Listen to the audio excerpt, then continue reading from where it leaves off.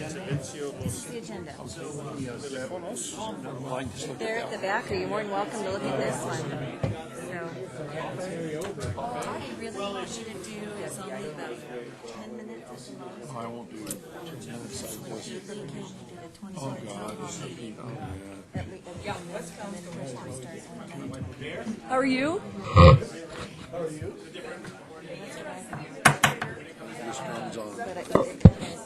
Good morning, good morning.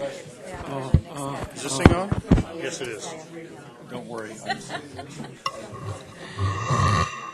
Good morning. Won't do that. We'll go ahead and come to order. And we do have a quorum. We'll go around the room here and do some quick introductions. Andy Peak, Colorado Springs, the chair. Good morning, Norm Steen, Teller County Commissioner, Vice Chair. Go ahead and introduce yourself, Representative. I'm Representative Larry Liston. I represent the north central part of Colorado Springs. Sharon Thompson Fountain. Nicole Nicoletta, Mayor of Manitou Springs. Turner Smith from Town of Raymond. Dave Harris from Shooter Air Force Base. Robin Sleet, the United States Air Force Academy. Rocky Scott, Colorado Transportation Commissioner, District 9. John Doucette, Peterson Air Force Base. Rod Chisholm, Deputy Garrison Commander, Fort Carson. Dick Elsner, Park County Chair. Park County Commissioner. Neil Levy, Woodland Park. Rick Sonnenberg, Acting Executive Director, PPACG. Dave Cook, Green Mountain Falls. Peggy Littleton, Augusta County Commissioner.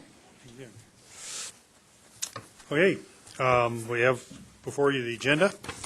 We have a very packed agenda here on the action items, so I'll say before we approve it, I'll be trying to hold people here very tightly to a tight schedule. So I ask people to keep their comments succinct and focused. So we have before you the agenda. Entertain a motion to approve the agenda. Move to approve. Second. All in favor? Aye. We have public comments, topics not on the current agenda. Do we have anyone from the public? No, seeing none. Representative Larry Liston, welcome to PPACG, and we have you on the agenda for a few minutes. Okay, I guess I'll lead off. Well, I'm Representative Larry Liston, and it's a pleasure to be here, see some familiar faces and people that I've worked with. I understand that you want me to address comments about transportation. First of all, I'll just say I wish I was on the Transportation Committee, but I'm not. But I was able to, my first bill in this past session, I was able to work with the chairman of the Transportation Committee, Representative Diane Mitch Bush, who probably some of you know who she is. And as Rick knows, I am a big believer and supporter of the RTA concept, and specifically the Pikes Peak RTA.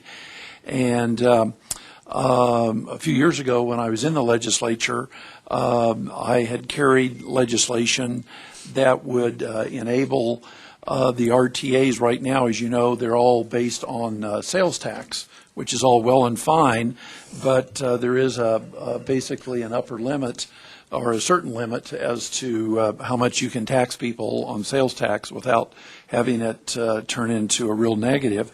So a number of years ago, I think I worked with Rick and a number of other people to at least give the RTAs the flexibility to go to the voters and instead of proposing a further sales tax increase, give them another arrow in the quiver of allowing them to fund their operations or fund their programs with a up to, I think it was a $5 million property tax, I'll say increase. It didn't have to be 5 mils. It could be 3 mils. It could be 2 mils.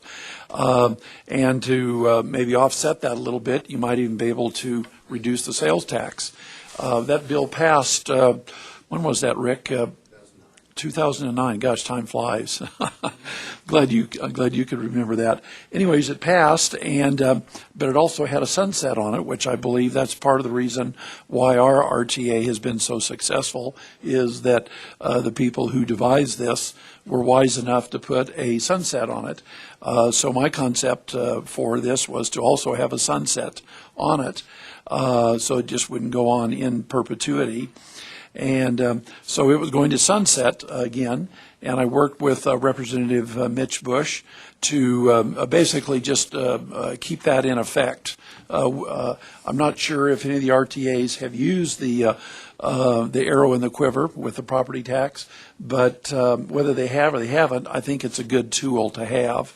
And so anyways, it passed, and so it's there and it's available for the RTAs to use. And the other thing I'll just say in closing, because I know your schedule is very tight, is that I was very, I'll say, vociferous when I explained to my colleagues in the legislature about how successful our RTA has been over the years, and I give due credit to probably most everybody in this room, is that the projects have been on budget or under budget. They've been on time. They've been very accountable. They've been very productive and useful. And so I've been a real proponent in the legislature of the RTAs, and I will continue to do so. In closing, I did try and be on the Transportation Committee. I know that there's going to be a little election next year. There's going to be a pretty big turnover in the House, probably right now just through retirements, term limits, and people moving up or out. There's about 20. There's going to be about 20 new faces next year. So I would love to be on the Transportation Committee, and we'll continue to do that.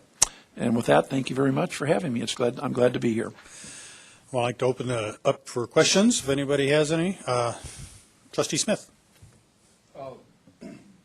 I think it's a great concept. Living out in Rama where we do, we don't have a transportation system out there. And I would not be comfortable going to the residents out there and asking for a mill levy increase when they're not going to see a direct benefit. Well, yeah, Representative. Sure. Well, just like anything, first of all, it has to be voter approved. Maybe in my brief comments I didn't make that clear. It has to be voter approved, and that's part of the beauty of this. Just like the RTA, you have to make your case to the voters. If you can't make your case and the voters don't approve it, then so be it. Then you stay as the status quo. But the sales tax can be somewhat regressive. Here in the Pikes Peak area, what is it, 8 3/4%? 3/4. 8 3/4%. And I know that one of the proposals, one of the pieces of legislation that we saw, House Bill 1242, if I'm not mistaken, was predicated on raising the sales tax again 0.62%, which would put many communities well over 9%. And there's a lot of people in the legislature, at least on my side of the aisle, that had real angst about having a 9 1/4, 9 3/8% sales tax. Nobody likes to pay taxes per se, but that's why on this piece of legislation that I carried with Representative Mitch Bush, and when I proposed it a number of years ago, you can have, you can kind of mitigate, you can have either or and have a blend. So like I say, ultimately, the governing body of the RTAs, they have to make their case, and it's strictly voluntary. If they don't want to use it, they don't have to. If they want to try and use it and make it as fair and equitable as they can, then they have to, like I say, show good reasons why. Maybe the voters will approve it, just like they have here in the Pikes Peak area. Yes. And real quick, another time. Norm Steve from Teller County, one of our rural counties in the state. RTAs are certainly a good thing, and our own RTA is a great example of that. But one concern that rural counties have is that if you start establishing RTAs in the major metros area, there's no statewide funding solution. You essentially balkanize a state, and the rural areas are left off. What's your sense of the legislature next year, cooperation for a statewide consensus on a funding bill? The issue is not. Well, the issue was new funding versus taking it from the current programs. How would you assess 2018? I haven't done a poll of my colleagues on either side of the aisle.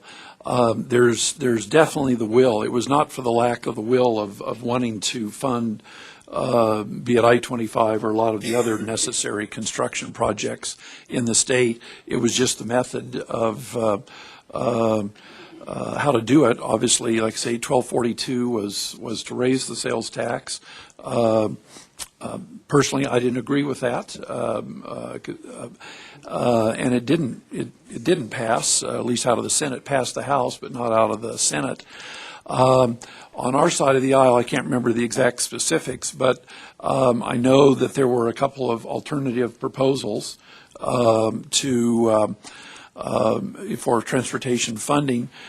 We went through, I think it was Representative Terry Carver had about 1171. Yeah, I think it was Representative Carver and Buck that proposed 1171. That, like I say, I don't remember the exact specifics anymore. That would do, make certainly a significant dent without raising a sales tax. And then we also proposed. I say proposed. We identified, the number sticks in my head, about $600 million out of a $28 billion budget that, without eviscerating or gutting any programs, of savings that could be earmarked for transportation. That's real money. So the will is definitely there. I have heard, and I think you know this, isn't the Denver Chamber proposing some type of ballot initiative? They've been talking about it, but I haven't seen language yet. Yeah, I haven't seen it either, so I don't know what's in that.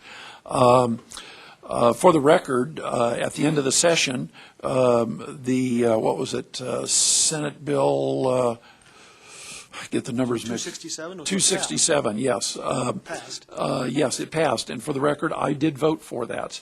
And part of the reason that I voted for it is that at least it had some modest measures in there to fund transportation. It certainly was not all that I would have wanted, but I heard it loud and clear from probably people in this room, my constituents, everybody. I mean, anybody that drives on I-25 knows that is an imperative that we address that as soon as possible. So that's the main reason why I voted for it. It was better than nothing, so I supported that because it did have a little bit of transportation funding. I hope that we can come with both sides will come to some type of an agreement so that we can get on with our transportation needs because they're long overdue. Yeah. Okay. I think we have time for one more question if anyone has one for Representative Liston. Seeing none, thank you, sir. You're very welcome to stay. Well, it's a pleasure to serve here in El Paso County and serve the constituents, not just in my district, but all over. And if anybody needs to reach me, feel free to reach out. I'm not a hard person to reach, and I do return my phone calls very promptly. I think I have you on my speed dial. Speed dial, yes. I know you've accidentally dialed me many times. Okay, thank you. Moving on, Lori McGinnis, 5th anniversary with PPACG. You want to recognize various significant anniversaries. Lori, are you hiding somewhere? There you come on up. I think we have something for her. Oh, right here. No, that's it. No. Oh, no, that's for us. No.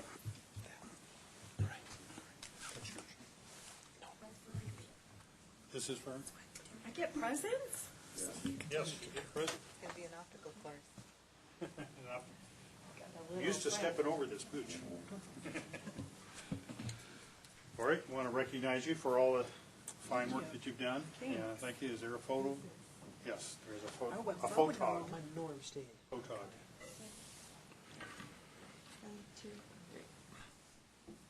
Thank you. Thank you so much. And we have a little.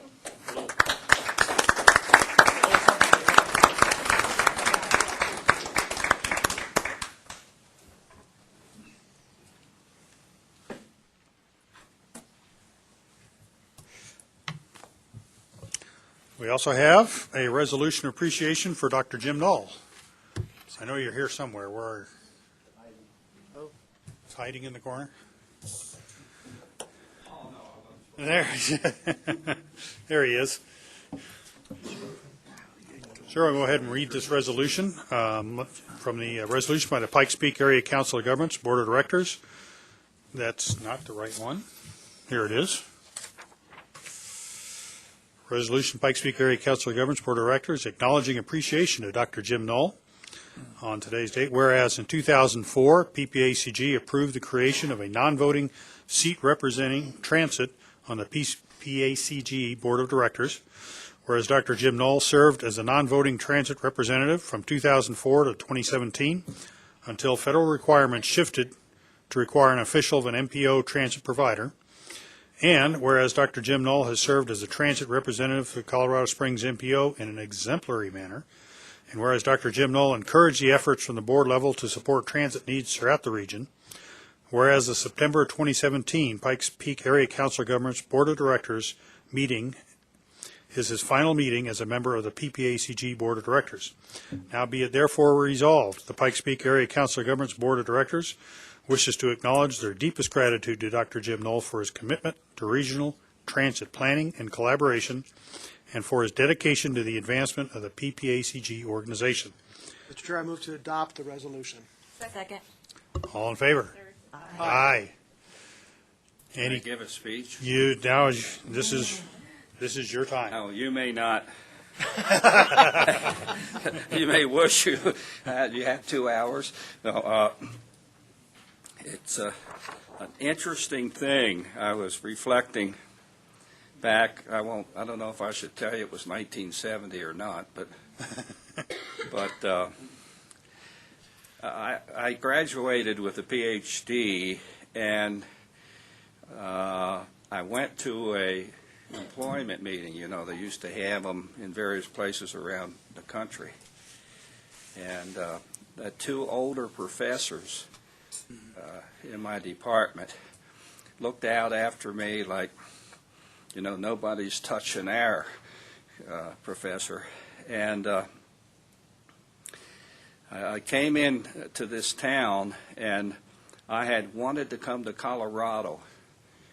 And my brothers had wanted to come to Colorado, and for a good reason. We wanted to go hunting. And the hunting and fishing was supposed to be terrific. And I'd like to say I came because of organizations like this, but I didn't even know about an organization like this. But I taught state and local government. And when I got here, I thought, what the hell do I know about state and local government? You learn theory and a whole bunch of coursework for your PhD so you can teach it, but I had never participated in government. And so, and I had no gift for gab. Oh, no, that's something, I won't lie. And so, you may not know it, but I thought about you guys. And I use you as examples. I don't think I ever told you that. I feel a little like I should have told you. I was telling on you or something. But I felt like I shouldn't teach local government unless I'd had some experience. And most of you who know me think I'm a BSer. That's true. But I wanted to desperately to have the students, my average age student was something like 39 then at the university. And I wanted them to be impressed that I knew something when I didn't. I knew the theories of government, but I had never served in any capacity. And so I always felt like I was hiding this secret, and that maybe they wouldn't find out, kind of thing. But eventually I told the truth, and then they had added to their degree requirements that they had to do some public service. And I thought that was the best way to teach them. And so you had, or some of you, had interns as a result of that to work with you. And I would ask, okay, what's the grade? Well, I don't know if I want to grade them. kind of thing they said, but you were the best judges. You just were. You'd done there, been there, done that. And so I was so honored to be able to serve on this committee. You all probably remember Pam Shockley. And she'd call me up at the department. She says, why don't you go to your friends downtown and ask them for this or that for the university? And being the smart ass, the wise guy I was, I said, why don't you go down there yourself? I really was surprised. I thought, well, she did. She did get active in the community. And so I required of my students that they had so much time visiting what I called public service organizations. And I wanted them to know state and local government from experience as well as from the textbook, even though I wrote a textbook that I was hoping they would buy. Didn't make me any money, but after they bought it, they thought probably it wasn't. No, that's not true. But, and so when I came here, I got to Colorado. The fishing and hunting was just as good as we expected when we came. And then all my brothers came out. And they live here and came. And so what you may not know then is that it was very self-centered to come here. And I don't know how many of you were actually raised here. Want to raise your hands? One. That's amazing. It's amazing. And I came to the University of Colorado at Colorado Springs, so that's the only reason I came here. But I knew it was good hunting and fishing. And so I look back at that as being the best decision I ever made. And part of it was you guys. A lot of you were here then. And I learned what public service was. I didn't get paid for it. They'd say if you have to drive, they used to have meetings, around the community. They said if you drive to those meetings and come, we'll give you gas mileage. I was so tight, that just hooked me. I'd have gone to public meetings. I may not never gone there. But it really was significant to me. And a lot of you were here then, too. I won't say that because some of you would think I'm calling you chronologically gifted, and I'm not. But you don't know what this place meant to me, that I could interact with people who were elected because faculty never did that before. And John Armstrong Sr., many of you knew him, he called me from the bank, and I went down there. And he said, hello, Doctor. No, I said, call me Jim. And he said, what do you want? You want this kind of loan, that kind of? It just goes down this list offering me these loans on my home, cars, and everything else. And I said, why are you doing this? He says, you're helping to make us on the map. It's going to make us a city I always wanted. And how do you say no to that kind of thing? And so I wanted to thank you here today, because many of you were around, and I won't say who because people know how chronologically gifted you are, but I won't tell them. But you went into the classroom, and I didn't know what the hell I was talking about. But by knowing you and being at the university, I was a better teacher, much better teacher. So I thank you for that from the bottom of my heart. It was the greatest move I ever made. And, of course, the hunting and the fishing wasn't bad either. So, okay.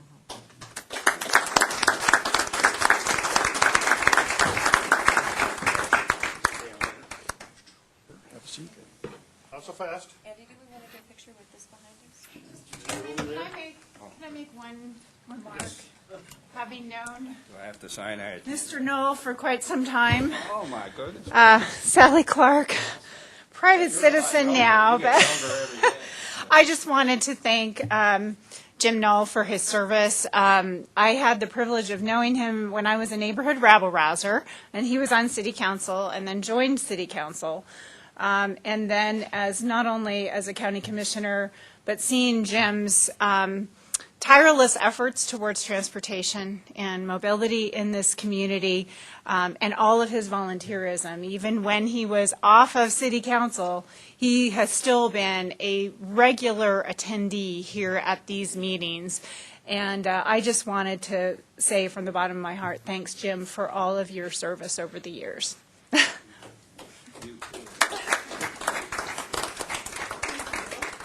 not so fast. We have here the resolution. We also have a nice photograph. Oh, my goodness. This is, That's a pretty good sight. I think I recognize that peak. you come around here and we'll take a picture of you with it. Okay, do I get to sign autographs later? No. All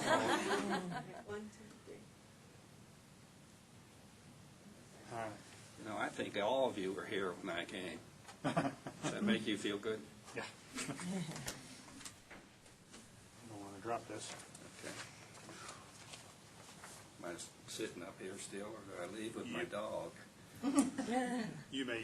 You're welcome to sit anywhere, and we'll Just park, like to watch for a while. we'll park this one right over here. Okay. Worried as I'm about to sleep.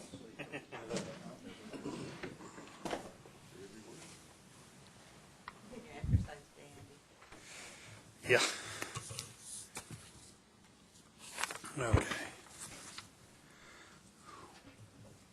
Okay, moving on. We have the consent items. Items to be acted on as a whole, unless anybody wants to bring one off. Looking for anyone, including the public. Anyone want to bring any item off the consent? Move approval. Second. All in favor? Aye. All right. First of the many action items, the 2045 Long-Range Transportation Plan Scenarios, 5A. Good morning, Jennifer Valentine. I'm a transportation planner with PPACG.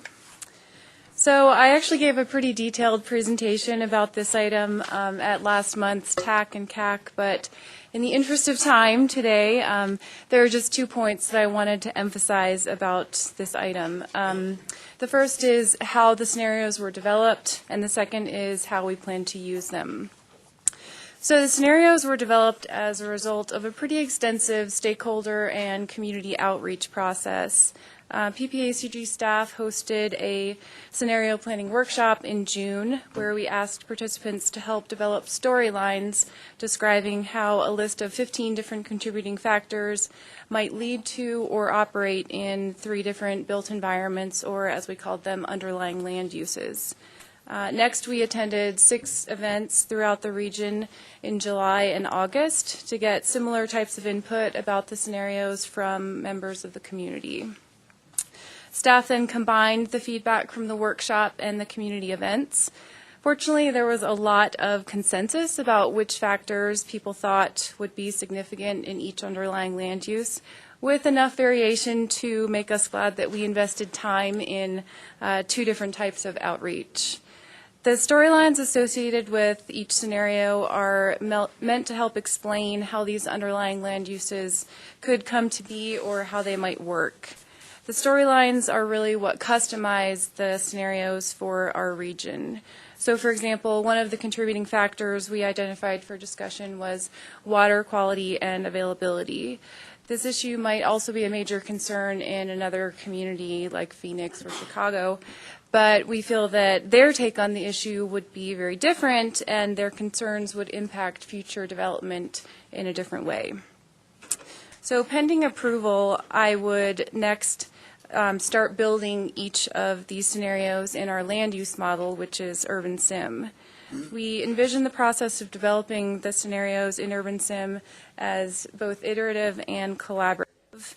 So I've already been coordinating regularly with land use planners from each of our member governments, in addition to joint land use study staff and other agency partners. I plan to continue working with them as we move forward. so that our forecasts are reasonable for the region as a whole, but also reflect that important local knowledge. We are planning to continue following the methodology approved by this body in December of 2016, which includes identifying needs and scoring proposed projects under all approved land use scenarios.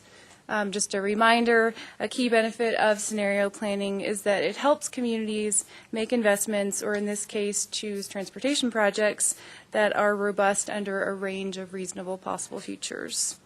So we are asking for your approval of these scenarios today so that we may begin building them in Urban Sim and as a key consideration for our small area forecast, which is really our next big task in the long-range plan process.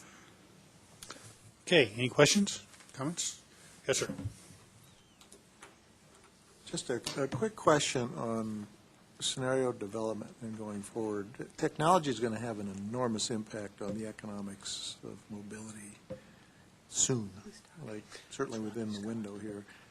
Does the model incorporate that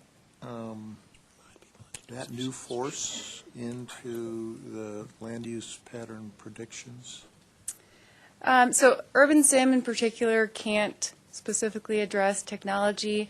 The main things we look at are development capacity, so those are those inputs I just mentioned, the things like zoning, and then development constraints, so areas like airport or military or floodplains, things like that.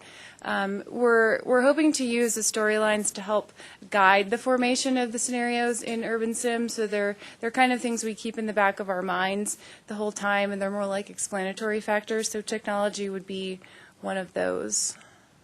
Thank you. Sure. So Jennifer, the last model was gravity-based.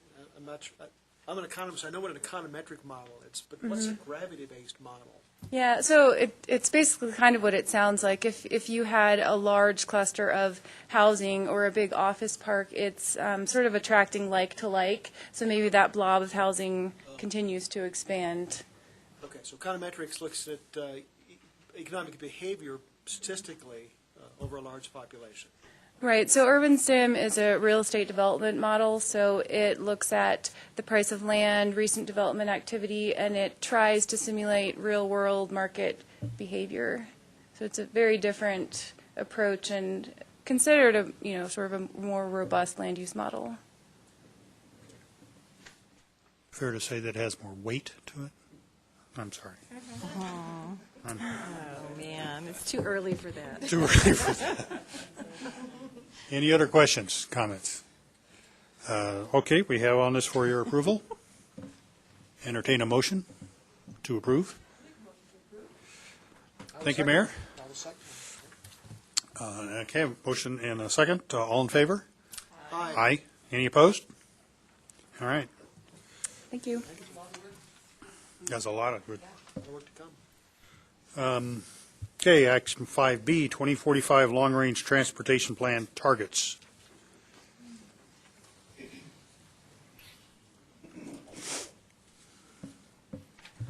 Morning, everyone. Kevin Reyes, Transportation Planner with PPACG. Today I'm going to be going over the targets for the 2045 long-range transportation plan. I want to go ahead and give you a brief overview of kind of the process we've gone through to get to this point with the targets. So last month at the board meeting on August 9th, the board of directors approved the objectives for the 2045 long-range plan. And so we're now in the process of establishing the branches of those objectives, which we're referring to as the targets. As a quick reminder, the objectives ask what are we trying to accomplish, and the targets ask by how much. So since that meeting, we held a joint TAC and CAC workshop to start drafting the targets. And on August 17th, the TAC recommended the targets as written in attachment 1 of your packet. On August 30th, we had the CAC meeting, and the CAC also recommended the targets as written in attachment 1, except for the infill target, which is under Goal 5, Objective number 3. With the CAC, we had a long discussion on what infill should mean for our region, and so the CAC has requested that the board provide some further direction on specifically the infill target. Again, the challenge that we're trying to overcome with infill is what does it mean and what should it look like for the PPACG region. So the TAC addressed this challenge by trying to use the 2040 urbanizing area to help us define infill.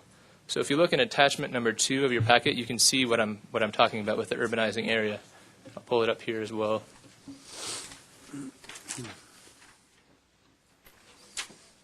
Okay. So on attachment number 2, you can see that there's a map which has 2 different boundaries on it. So the yellow outer boundary is the MPO boundary, and within that you have the pink boundary, which we call the urbanizing area. So on TAC's recommendation, they said that any project that is built within that urbanizing area qualifies as an infill project. They also said that any project that provides service to a military installation would also qualify as infill, even though it might not necessarily be within that urbanizing area. Now, this recommendation was very much a compromise between the diverse needs of the entities in our region. And so when we took this to the CAC, they were not satisfied with using this boundary because they believe that it's too large and would not encourage higher density growth. And so that was basically the bulk of our discussion with the CAC and the reason that they didn't make a recommendation for this specific target. Several CAC members mentioned that they would like to consider having each entity define infill for their respective area. And so since that meeting, I've done some background research, and I found that the City of Colorado Springs has an infill plan. They're still working on trying to identify their specific infill areas, but I was unable to find other entities in our region that have identified specific infill areas or specific infill strategies. So that's an option going forward, but we would have to continue to work with our project sponsors to see how they define infill for their respective area. The third option that we can discuss is using the urbanized area, which was established in the 2010 census. So that's also an attachment number 2 on the same page. You can do it, yeah. So that's the small map here on the right. So this map here is showing the urbanized area. So the green is urbanized, and then the pink outline is showing the urbanizing area. So it's showing that the urbanized area is slightly smaller. So as a result, it would be a little bit more aggressive than using the urbanizing area. So that's the third option that we could consider for today. I did a quick calculation to see how many of the projects in this fiscally constrained list of the 2040 plan would have been within the urbanizing area and would have been within the urbanized area. There's only a slight difference. So in the urbanizing area, if we were going to use that boundary, 86% of the projects would be within the area, and 14% of them would be outside of the area. On your attachment, I had 93 and 7. That was a mistake. It's actually 86% and 14% in the urbanizing area. And in the urbanized area, 83% of the projects are in and 17% are out. So it's a little bit more aggressive. So for the purposes of today, I just want to get some further direction from the board based on these 3 options, kind of get an idea of where we want to go with this, and I can take this back to the committees this month, and we can have a discussion based on what direction we get from the board. Okay, I did receive a request and from Councilwoman Jill Gabler. She chaired our infill committee work in the city, and I co-chaired it with her, or her blue wing on her. So she has requested that we table the item until next month, so that the full board, because as many of you know, quite a lot of us are out of town this time. Her comments so focused on the infill portion, not on the rest of the targets. So the proposed motion in front of you is to approve the targets with the exception of the infill, and bring that back. And her request is that we do that the next meeting when we actually have all of us here. And the point being that although Colorado Springs is working on the infill, we have a plan and are working to turn that into something, real. This encompasses all the other municipalities, so we don't know what your plans are. So that's kind of where we're sitting here right now. Mm-hmm. So any questions, comments? Yes. Commissioner Littleton. Thank you. Thank you, Mr. Chairman. I would just like to, just make sure that we're, including Jennifer in some of the conversations and seeing what kind of a cost impact that might be to county, so that we can also have some targeted comments as well, so in the future. Just to clarify, when you say the cost of, can you elaborate on that? Well, when we look at the infill and we look at, is there going to be a cost to the county in the future for, sustaining or meeting some of the goals? And if so, what might that be? Because I think we have to take that into, our budget considerations as well. So.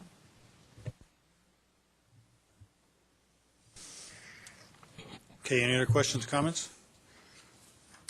You have a proposed motion in the packet, which is to approve, with the exception of the infill targets, and the request has been to table that portion of the discussion until next month. So, Mr. Chairman, what do we expect to know next month that we don't know this month? You have the participants who are currently in D.C. who have worked on infill. Yes, And then in the Mayor Nicoletta. meantime, I guess in the meantime too, I can just communicate with my staff and see if they already have at least a working draft or some ideas about infill. I certainly have never really talked to them about it, so I can do that before the next. So I'm in support of the motion to postpone that piece until next month. But I think the rest looks great. So do you need a formal motion? Or I need a motion, yes, indeed. So, I was going to say, can you make one in abstention? So I would like to go ahead and move that we do the proposed, adopt this today without the infill map and delay that until next month. Have a motion? I need a second. I second it. Okay. A motion and a second. Any last comments? Anything from the public?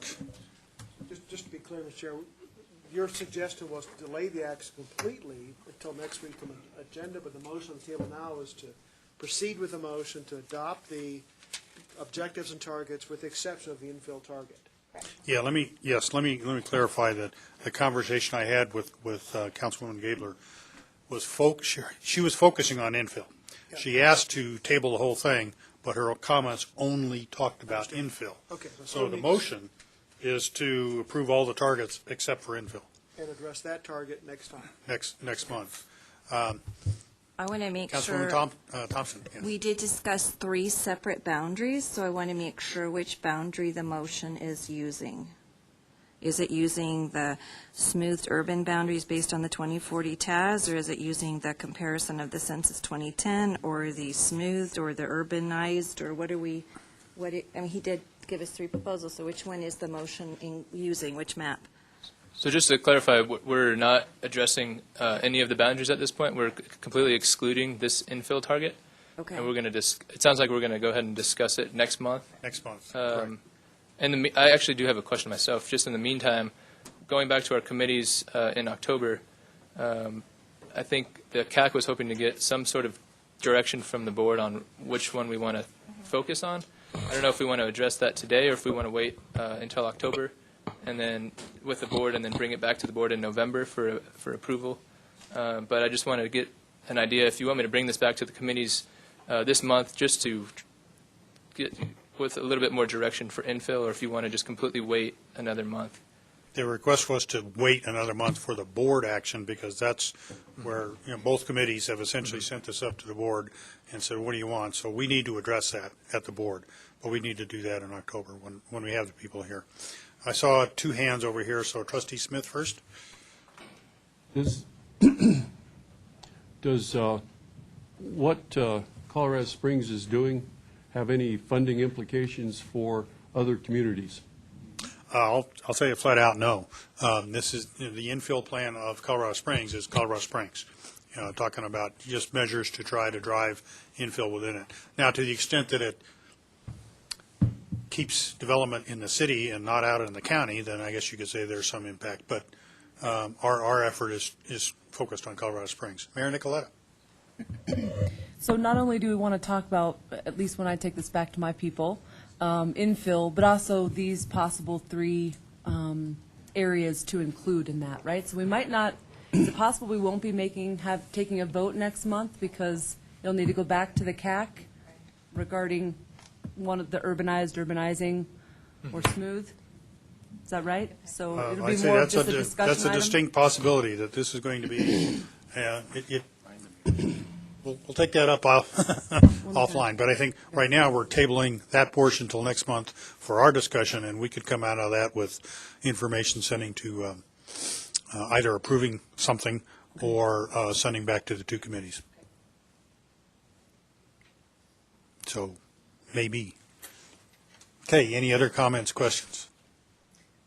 How was the 50% figure on the infill for next month, probably just in preparation for next month's preparation? The target was to have a combined index of cost of living and transportation not to exceed 50% of income. Obviously, if people are moving closer to town, their transportation costs go down, but their housing costs go up. Move out in the country, housing costs are lower, but so you got this dynamic of the two. But the total is, why was 50% arrived at as a good target, just in preparation for next month's discussion? So this one with the CAC, we have several members who are involved with, they're involved with low-income facilities and stuff, and they gave us this number that's saying that that's just kind of the standard that you want to try to meet. So we got this from several of our CAC members. Well, I guess I'm not sure how it drives to infill, because if you live clear out in eastern edge of El Paso County, your transportation is going to be high. You still may be able to be less than the 50% target. So I'm not sure the target drives the objective. That's a question. No, I mean, that's a great point, and we can certainly discuss that. I think the idea with having it here was trying to just find that balance between, if you live so far out of the city because you can't afford to live there, then your transportation costs are going to go way up. So it's just. Or we're going to ask for bus service to Calhan. Yeah. The idea with this target here was just kind of use it as an indicator and try to measure the progress of it going in the future years. Okay. That's kind of the idea of it, is just to. It'd be helpful to know more about that logic for next month. Yeah. Thank you. We'll note for the record, Trustee Smith's positive endorsement of bus service to Calhan. So, okay. All right. Okay, we have motion on the table. Any other further questions, comments? All in favor, say aye. Aye. Aye. Any opposed? No. I'm sorry, who was that? Okay, Councilman Thompson. Motion carried. Moving forward. Item 5C, tip schedule, resource allocation, and call for projects. That's me also. So we're kicking off the next tip cycle here for the 2019 to 2022 tip. This next tip is only a 4-year tip. It's different than the current tip we have, which is a 6-year tip. So with that being said, the call for projects is going to only be using funding from the unprogrammed funds from the current tip. We're not adding any new funding years because it's just the same ending year as the current tip. So if you go to attachment number 1 of your packet on page 5, you can see how much funding is available for this tip. Let me zoom in here. So I have it broken down by fiscal year and funding category. You can see CMAQ, TAP, STP Metro, and then on the bottom you see the amount of funding for the small project category that we have created. The board approved this project category back in November. We said a small project qualifies as 5% or less of STP Metro. So as you can see here, in fiscal year 2018 we have 13,000, and in fiscal year 2019 we have 286. So as part of this policy, we said that if there are any unspent funds in the small project category, they'll go back into the funding general pool of STP Metro. So this $286 will probably end up going back into the funding pool there. So that's how that works. And so the second part of this call for projects is the board approved a policy also in November saying that any projects that go into the TIP must be in the fiscally constrained list of projects from the 2040 plan. So the project sponsors, all they have to do when they submit their projects is tell us which projects from the 2040 list they want to get funded. They're not filling out an entire project application because they've already been scored, which is why they're in the 2040 plan. So if you go to attachment number 2 of your packet, you can see just the few questions that we need from project sponsors during this call for projects. So we just ask, who the project sponsor is, what's the project name as written in the fiscally constrained list of the 2040 plan, the total project cost in 2017 dollars, which funding category they're requesting, the years they need the funding, and any project scope explanation for that project. So that's all the information we need during this call for projects. And so if this is approved today by the board, the call for projects would start today. And so if you go back to attachment number 1 on page number 3, I believe, it'll show you the full schedule of this next tip. Yes, page 3. So you can see we're in September right now. We're trying to approve this tip schedule, approve resource allocation, and approve the call for projects. The call for projects will continue through November 30th, which will give all the project sponsors a couple months to submit their projects to us. In December, we might be holding a potential TAC workshop for project collaboration amongst the project sponsors in order to try to maximize the amount of projects in the tip. And then going into 2018, we're hoping that the TAC and CAC will recommend the fiscally constrained list of projects for release for public comment. We're hoping the board will approve that in February. In March, the public comment period will continue, and with the committees, we're hoping to get a recommendation for the full tip for approval, and then with an April approval of the tip from the board. The final day that this tip can be approved is in June, so this will give us a month or two of buffer time and have enough time to get it up to Denver to get signed by the governor. So we should have a little bit of buffer room with this schedule. So that's everything with the 2019 to 2022 tip. Any questions? Trustee Smith? I didn't think we got CMAQ money anymore, the air quality money, and I see it in here. It's running out, yeah. So because we are in an attainment area, and worthy of note that our air quality is so great that we no longer qualify for those impact funds, that is dropping off. So you do see that dropping off in the years ahead. And that will, we anticipate that we'll be recertified as being in an attainment, and that will zero out. And that's a good point. It was a phase out. Mm-hmm. And that's a good point. I think I have written somewhere above this table about CMAQ specifically. Yep. And the fiscal year 20, this money is not necessarily guaranteed because we will be, we're planning to be an attainment area by 2019. But that process has never been done before in Colorado, so it might take longer than expected. So there is a chance we would have this money here. So we're telling project sponsors that if they apply for this money, there's a very large caveat that it might not actually be available. We're guaranteed the money for 18? Yes. And nothing beyond that. Is that correct? That's correct. Is that the 75 or the 70 parts per billion as the standard? I'm I'm not sure. Because that standard is just changed by the EPA. And Yeah. it was adopted earlier by. But we are still in attainment, though. Our eligibility for CMAQ funds is based on our being a maintenance area for carbon monoxide, not for ozone. We are attainment for all of the other pollutants. We have to go through a process in Colorado that involves the legislature as well as the EPA, and so that's why we're unsure of. It's October of 2019, which is FY20. That's when our 20-year period as a maintenance period ends, and we become eligible to become a maintenance or an attainment area again. So it's right on the border of whether FY20 funds will be available or not. But we just wanted to figured it was better to ask for it up front and then cut something out rather than scrambling at the end to add something in.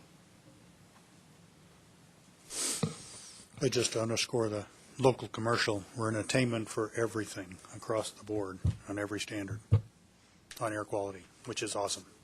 Anyway, any other questions, comments? We have before you the proposed motion is to approve. Second. We have a motion and a second. Any final comments, questions? All in favor? Aye. Item 5D, the PPACG Auditor, RFP.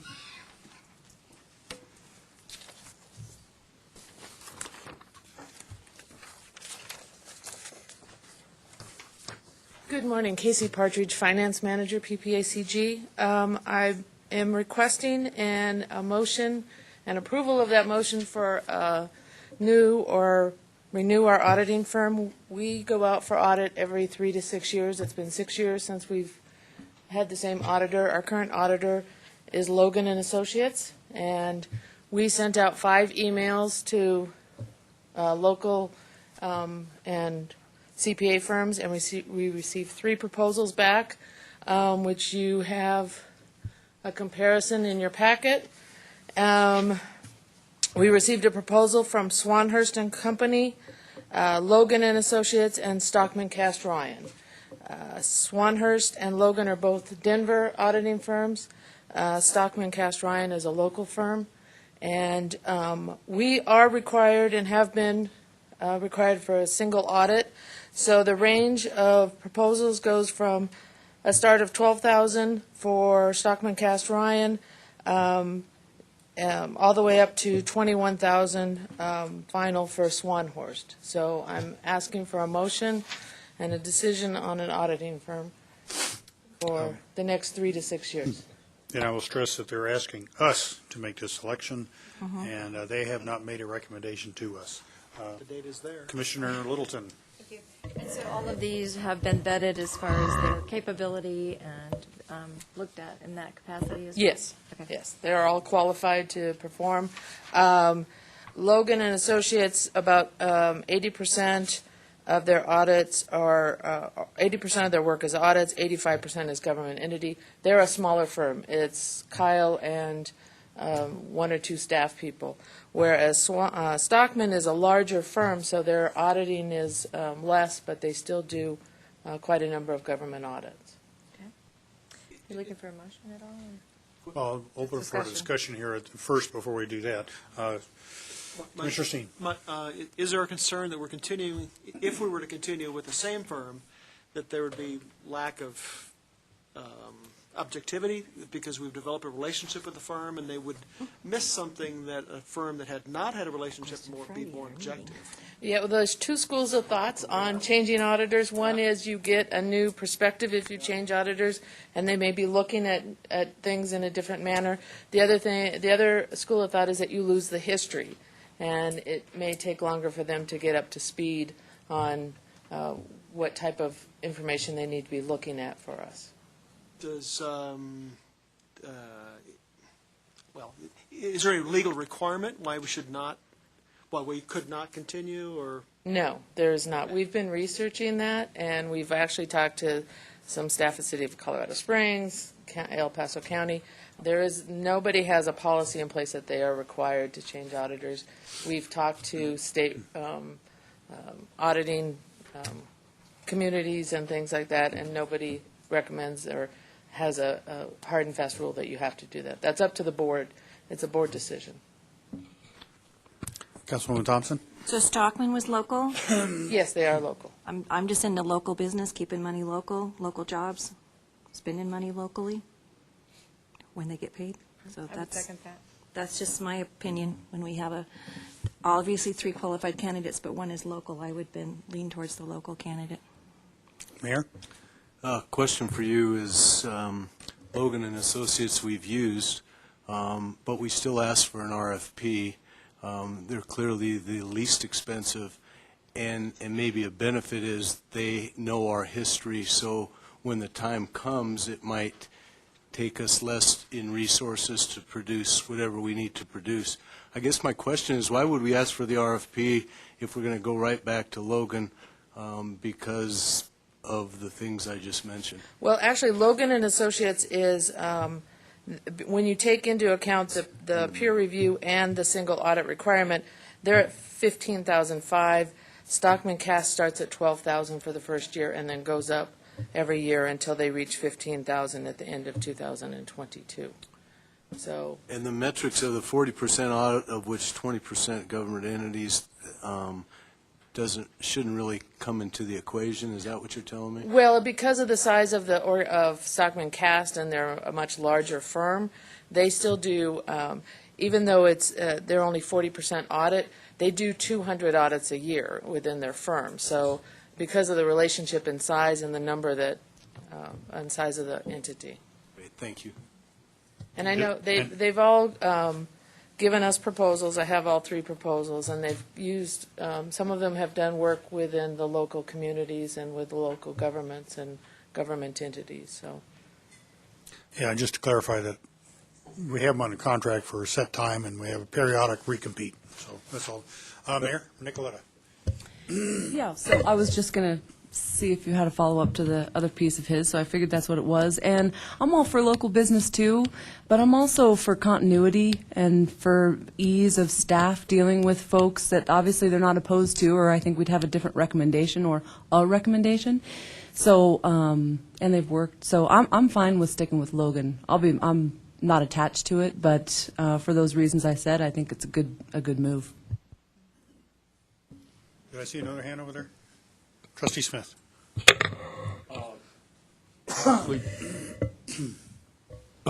Turner Smith, Tanorama.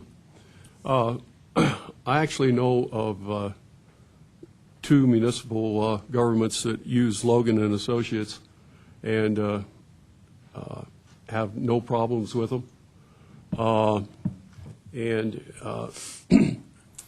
They have used them for some time, and interestingly enough, as time has gone on, the audit procedure has gotten, if you will, more intense. They've asked for more information. I mentioned this in another meeting where they were looking for an auditor, and they said that is actually the nature of business right now. When someone is going out for an auditor, auditors have become increasingly thorough, if you will. So I don't know that it is just Logan that is becoming more thorough. I think that is the nature of the beast at this point in time. But certainly Logan falls into that category. So I'll just leave it at that. Yeah, my own observation is that Logan does a lot of the auditing of government agencies around our local area already. So I'm quite comfortable sticking with him. Commissioner Thank you. Littleton? So Peggy Littleton, Commissioner. Pasco County, all things being equal, certainly auditing is a very, it's not subjective, it's very objective. We know what we need to do, we know what numbers are. And so while we look at past history, I think that can be transferred to another firm and maybe looked at maybe in a different capacity. I'm all about keeping business local if we possibly can, and I like the fact that Stockman is also less expensive, and I think going to do the same job and looks like they are just as qualified as any of the others. So that's who I would be leaning towards. Well, they're less expensive if the single audit is required, is kind of like the caveat. But have we normally done that? Yes, because we receive federal funds over $750,000. So that is a standard? Yes. Okay. Unless we lose all of our grants or something. That would be bad. Yeah. Yes. Oh, yes, Councilwoman Avila. Is it on? Yes. I think the intent of having an auditor is to change it up. I mean, we have history, right? But are we going to have history for the next 6 years, and then 6 years after that, and 6 years after that? So it's someone with fresh eyes to look at what's going on. And yes, to your point, it's across the board, the regulations are for auditors to be more stringent. So I think it's time to change. Okay. Any other comments, questions? Seeing a definite split of opinions, we'll poll this one. I've only seen the two, and no one's recommended Swanhurst. So between Logan and Stockman, for those in favor of going with Stockman, hands up. 1, 2, 3, 4, 5. I think that is going to carry. Those for Logan? I think we have a tie.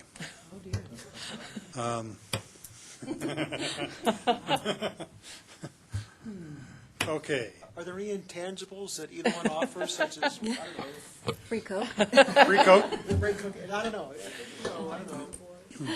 Well, Who brings Starbucks? I've only been here a year, so I've only worked with Kyle for a year. But Kyle Logan, I'm sorry. And, I didn't have any issues with him. He seemed pretty good. But I've also had to change auditors, and sometimes that's a fresh look at it and something that we have missed. I've been trained here based upon what's been done in the past. I've tried to make some changes, and, it's been a process. But, maybe there's something that I'm missing that a fresh set of eyes would work.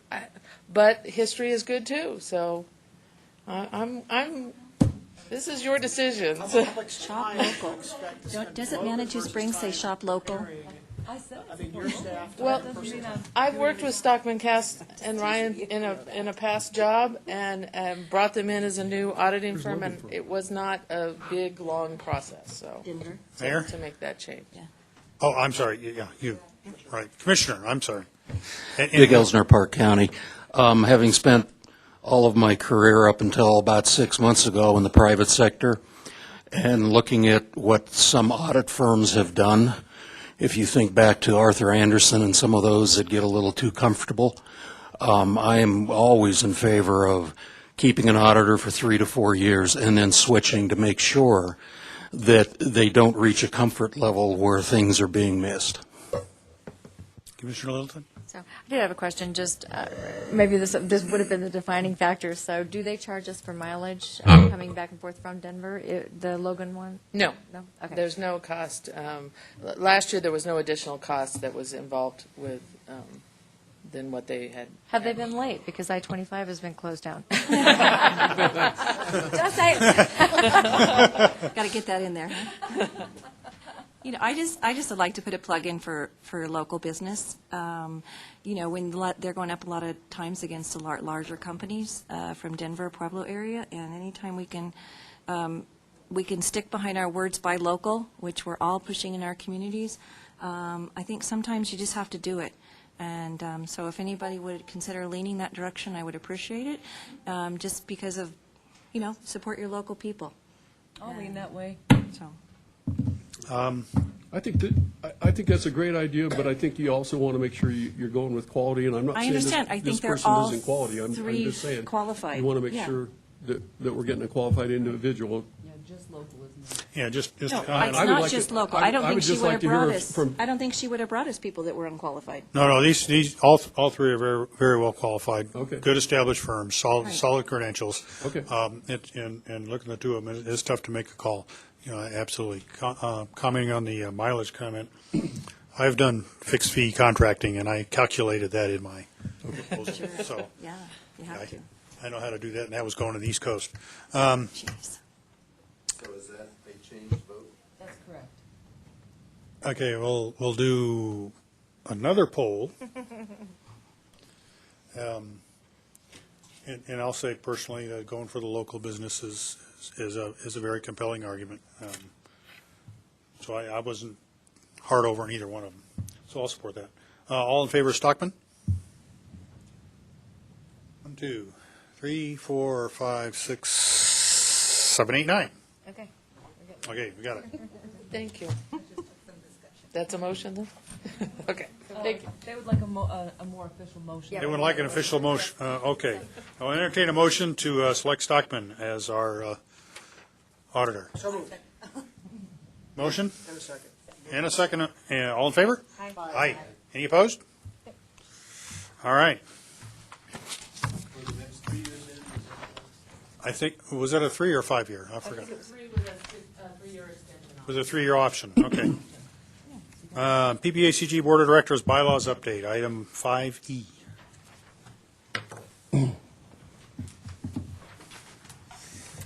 And you were emailed out the correct. Yeah. Good morning. Board, I'm Jessica McMullen, our Policy and Communications Manager, and I have successfully managed to send you the wrong redlined version of the bylaws 2 months in a row. So you got an update from me on Wednesday the 6th with an email that had an attachment of the correct final recommendation from the Bylaws Committee, and was started with the email included what the language that the board had requested, the Bylaws Committee. They would like to have Section A2 say, under transit representative, PPACG shall have, as federal requirements direct, a voting member representing the interests of transit. The nominating committee will nominate a transit representative and alternate annually or as needed from members who provide transit services in the MPO region, who shall be then selected by the board. At the board workshop last Friday, there was discussion if we need to specify that this does not add a new voting member. That's up to you guys, or if you felt like the language was specific enough from its specification that it had to be a current member. Councilwoman Thompson, yes. So the wording that we suggested adding, to just make it clear that it would not add a second, Fountain or Colorado Springs, since we're the two that have transit, that our transit providers could not add an extra board member, was that, Jessica, it was federal requirement and direct an existing voting member. I think that's what the wording we came up with. So it would make sure that we knew it was already somebody on the board that would not get an extra vote. They would just be adding an extra title to their name, basically. So we can either do it the way it's written up there, or we can add the word an existing voting member. Oh, I wasn't at that, I was at the bylaws meeting, and Right. that hadn't come up. That it was- suggestion came from yeah. someone who hadn't seen this and was kind of a fresh pair of eyes on it on Friday, Rick, and he kind of said, he brought up the question, which we had discussed, to make sure it didn't add someone to the board and change the makeup of the board. So Oh, okay. Well, I thought it was kind of understood, but there's no harm in It's clarifying it. not that, Although part of me says, yeah, we can get another Colorado Springs rep here. We could go down that vote with Fountain, too. So. And, yeah, that was discussed quite extensively. Was it now? Yeah. It was. That seems, do you want to make that as a motion?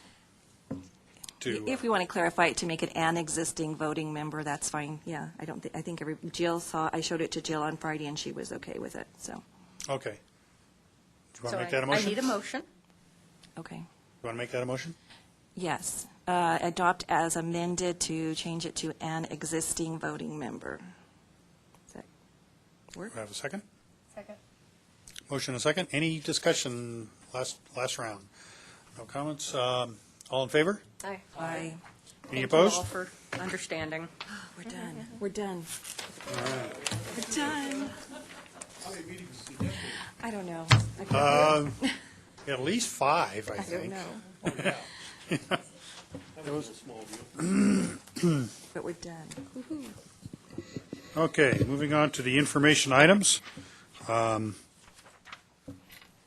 US 24 East PEL update. Hello, I'm John Hall with Colorado Department of Transportation, resident engineer in the Colorado Springs office. Here today to brief you on the Planning and Environmental Linkage Study, PEL, that we've been doing.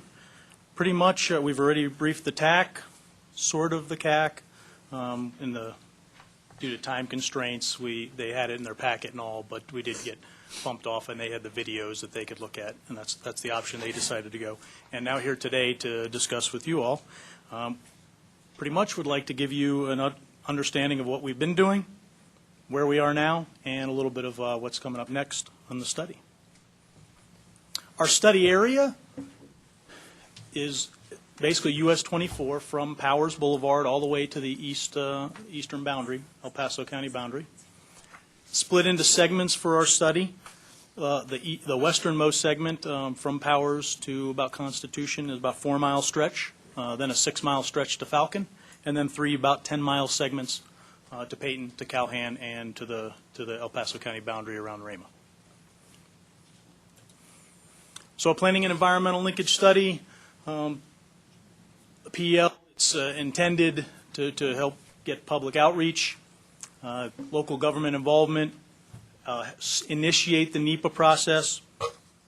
Fundamentally, what it's intended to do is help identify potential projects like passing lanes that might not require an EA, but could get on planning documents and get constructed to benefit the corridor, and also to help us in the condition of, like, for example, the Tier 1 projects that were potentially going to be on a possible ballot measures this fall. Not the case anymore, but like an expansion 4-laning through the town of Falcon. The PEL would allow us to lean a little forward into the EA process if that funding were to show up, make an EA more streamlined and quicker to accomplish an environmental assessment. So, agency coordination. So, again, the biggest part of a PEL is really just bringing all the groups together and getting the word out, getting a good plan that brings the whole community together. We have a technical advisory committee that includes all the local governments in the area, executive committee, pretty much the same group, but the higher oversight. In our case, CDOT, that's Karen Rowe involved in that, and Mark Andrew. And, of course, resource agencies. There's 14 resource agencies. That's essentially all your EPA, CDPHE, groups like that that help us primarily feed the EA, the stuff that lets us get a little ahead on environmental assessment. So, and we contact them 3 times throughout the process, basically beginning, middle, end, to keep them involved. Public involvement, we've had 2 public meetings so far, and the 3rd public meeting that's listed up there is September, October, so the late breaking news is September 28th, 5 p.m. That meeting will happen at the Meridian Church in Peyton. So that's the 3rd public meeting where we're going to go through the more formal possible options, preferred alternatives that are out there, and take in that public comment in order for us to finalize the recommendations of the report. So again, September 28th at the Meridian Church in Peyton for that. Of course, we have a project website as well, and as this slide also emphasized, individual stakeholder meetings with groups like the Motor Carrier Association, obviously a big corridor for semi-type rigs and stuff like that. You have the Air Force bases, El Paso County talking with different groups, school districts about access control plans and such. So the project purpose and need, I think you guys all got that on the slides. I don't want to reread the whole thing, but the bottom line is, what do we want to do? We want to reduce delays, queues, reduce speeds, reduce the unreliable travel times that we see in the area throughout the entire corridor. Obviously, it's a very different nature from the west end to the east end, but those unreliable travel times can be throughout, caused by totally different things on the far east than the far west end, but we want to address all of those as we can in the study. And safety, of course, is being a big factor as well in the study and conclusions that are drawn.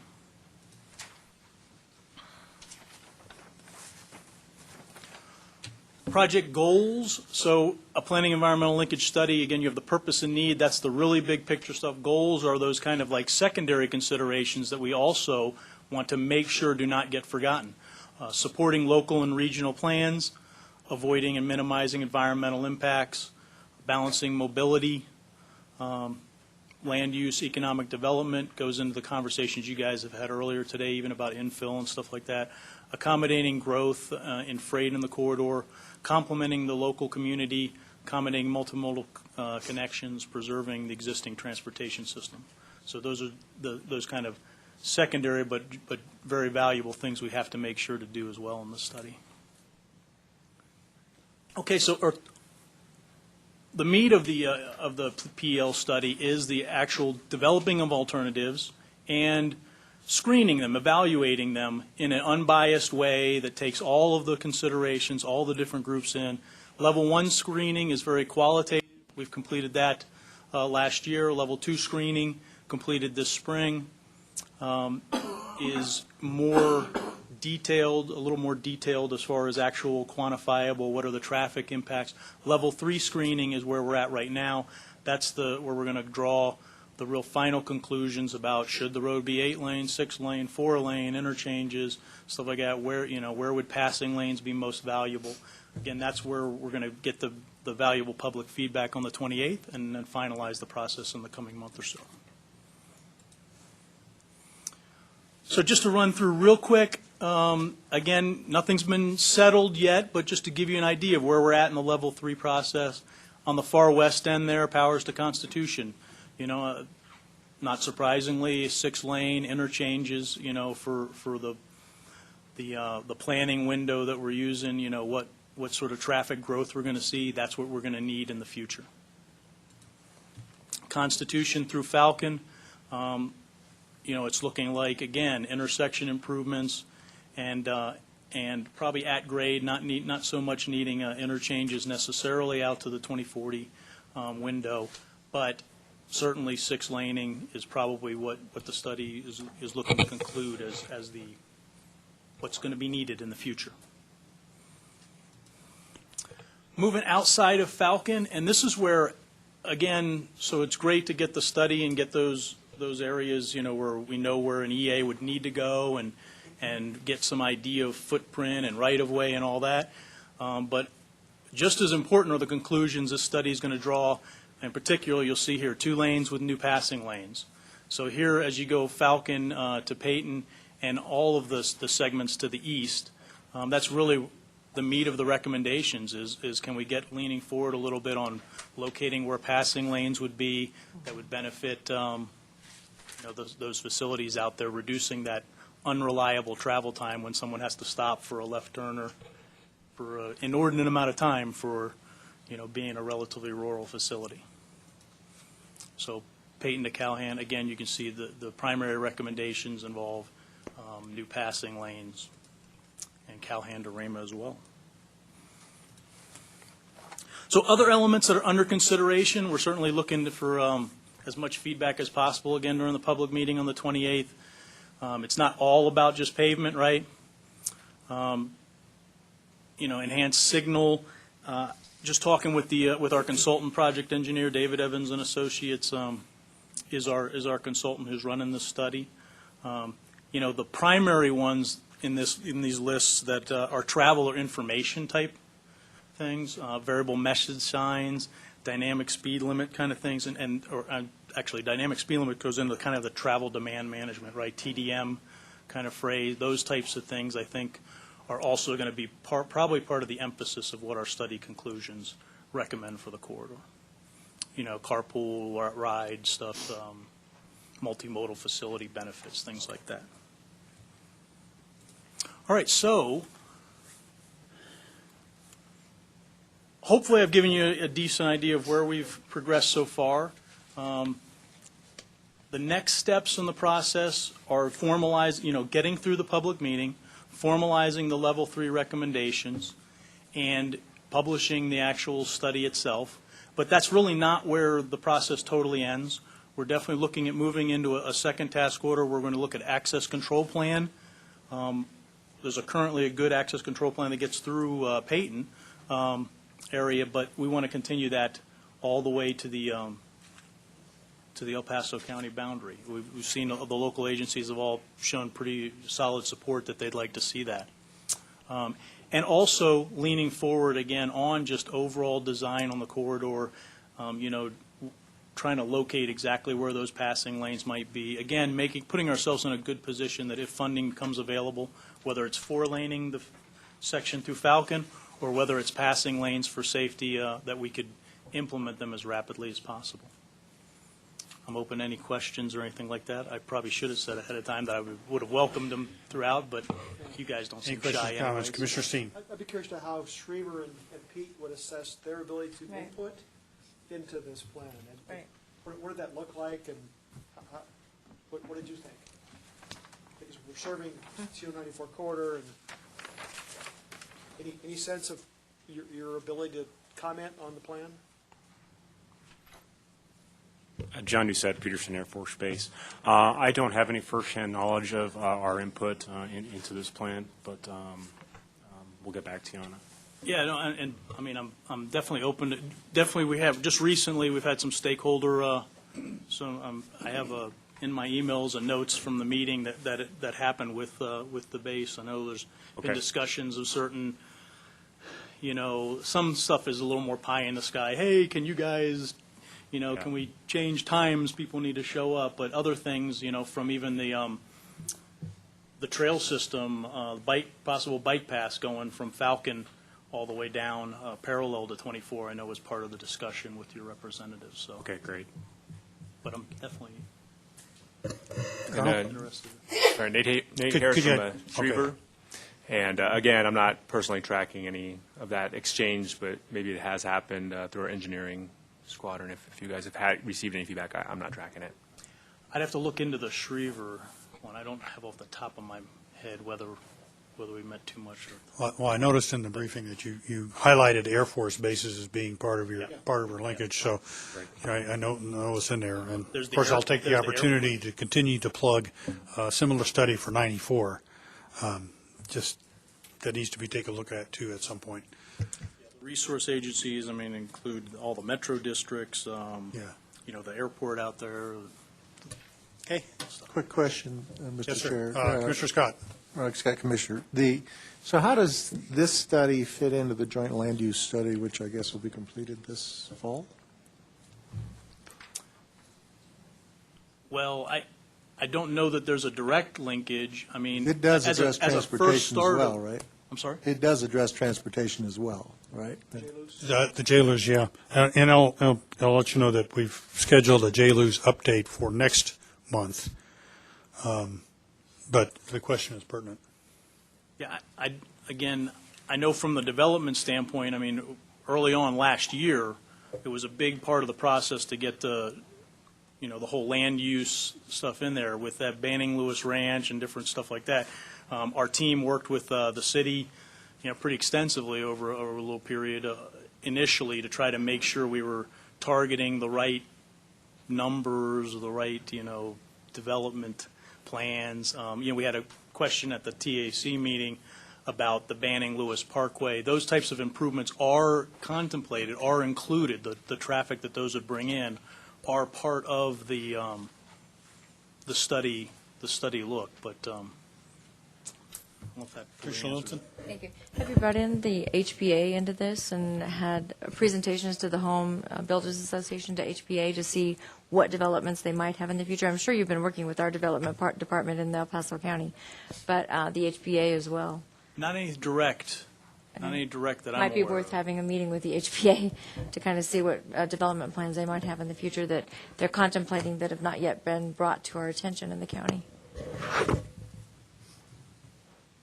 Oh, we're not planning to let them build in the county. We're going to keep them in this.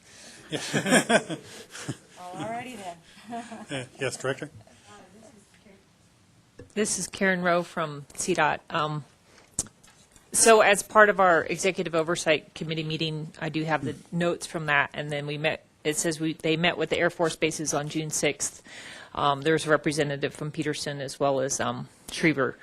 And I know Schriever is adding a lot more people, but so that's something we may need to look at but that's, again, that wasn't in our long-range plan, that wasn't in our fiscally constrained plan because we didn't know Schriever was adding that many people and what the impact would be. This study on 24 is over $1 million in order to implement. It's taken a year and a half. It's been about a year and a half. So I just, I think it's valuable, and I think we'll use it, and it really gets us in a place of being strategic about prioritizing our projects and knowing what the projects would be and how they'd all fit together. And I just say we probably need to, when there's a call for projects, look at what do we want to do for 94. We have looked at 94 from a safety perspective, but not from when you add 3,000 people to the base and what's that going to impact to everything else. But they did meet with Peterson, and the big thing was the Peterson interchange as it came up and hit 24, what was going on there. And I know there was a thing with the elementary school and the impacts to that and the other gates. And so they considered that when they looked at the study. Yeah, thanks for mentioning that. There's, right, the school in the northwest corner, I believe, is what it is there. That's, yeah, definitely something that has been brought to our attention. Right. The school in the northwest corner? Is it? I think it's in the northwest. It would be a northwest corner, sort of. I know of one on the north, on the southeast, but Southeast, yeah. southeast, okay. The charter school. Okay. Sorry. I was going to say. Something that the district rep would recognize, yeah. Okay. Thanks. Commissioner, and Thank then. you. Just following up on Karen's comments, I think which are very valid. And one of the things, certainly that's in the consideration, I've been working with Schriever Air Force Base as well with some of their future planning for the soldiers that are coming in, looking at a possible charter school out in that area. And so, we'd have even a lot more people driving out that are civilians, if you want to put it that way, that are also going to be working on base, that will be there with their kids. We're looking at possibly buses for transportation, et cetera. So just for consideration as well for Highway 94. Jennifer?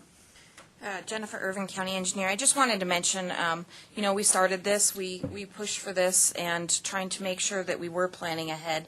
So I just want to thank CDOT. I think that staff has been doing a great job, and we've done a lot of great coordination, and I think out of this will come a lot of identified needs for projects, which we hopefully are planning for and not waiting for the need to be there before we are able to start them. So I'm hopeful as well, and I've talked to several people in this room about starting to plan and do a similar thing for Highway 94. I know that there's funding limitations, but I think if we have PELs and access control plans and look at some of these on all of our state highways in the region, then we'll be in a good position as funding becomes available. So just want to thank CDOT staff, and we've had a great relationship as this project has gone along. Thank you. Thanks, everyone. I think we have time for one more question before we move on. Real briefly, so just an observation, in our definition of infill, our last conversation ago, was that construction of new projects supporting military installations qualifies as infill. So we may be, our 2045 plan that we're about to discuss next time may contemplate adding things on military installations that may affect the corridors. Yeah, this corridor certainly on Right. those So first what's our ADT three now? segments. What's our peak ADT now on the corridor? Key segments, any idea? Our ballpark? 16 to 20. 16 to 20? In the busier Thousand areas. per day. Around Constitution, it's about double that. Yeah. Right, I was thinking like the Falcon area. Yeah, okay. Yeah. So about 30,000 per day in town and then half of that out town. Any idea of the ratio of freight to passenger cars? The numbers are, it's less than 10% actually, that it's 6, yeah, in most of the corridor. There is, I was surprised to see that when I was doing some recent. Okay, and then roughly the cost range, once you move to construction, are there some borders of low side, high side, what there was talk to construct? From where to where? Well, yeah. I guess interchanges are going to be, 20 plus million, there's, boy, I don't have the tier one as we look list at the gap memorized, but funding, the for tier example- one list that CDOT has does have that section Okay. from Garrett through Stapleton, and I believe it was $40 to $50 million to four-lane that segment. Okay. That's where the primary most effort we've gone to estimating stuff right now.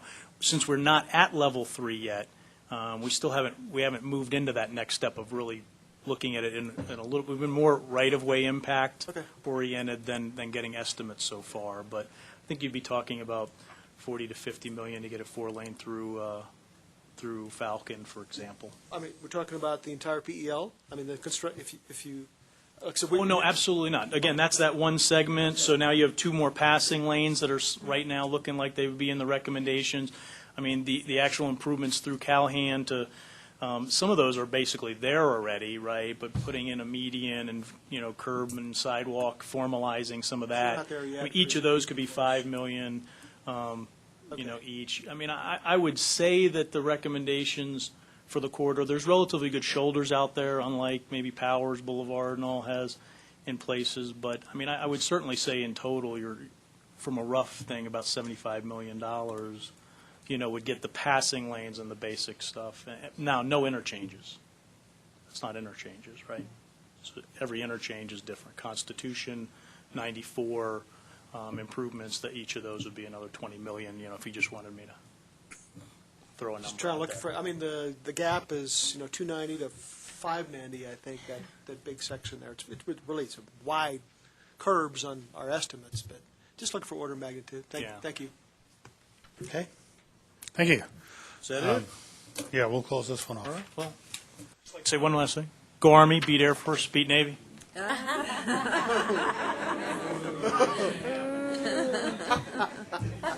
He is never allowed back.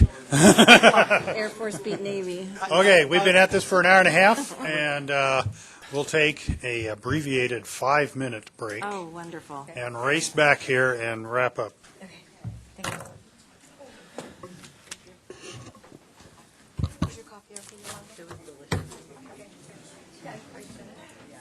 You don't want any more after the break? I'm good. Okay. Andy. Andres.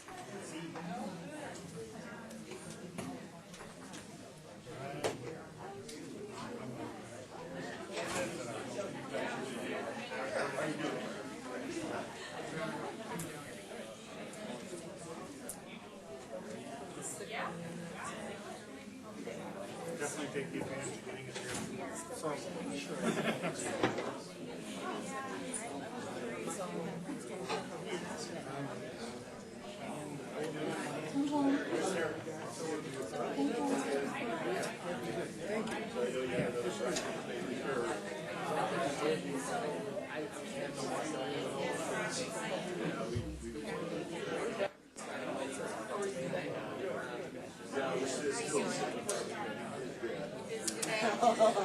Yeah.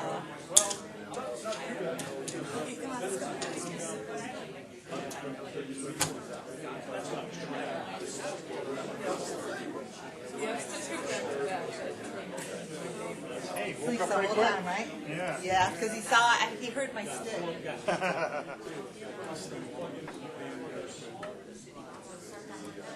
What's that?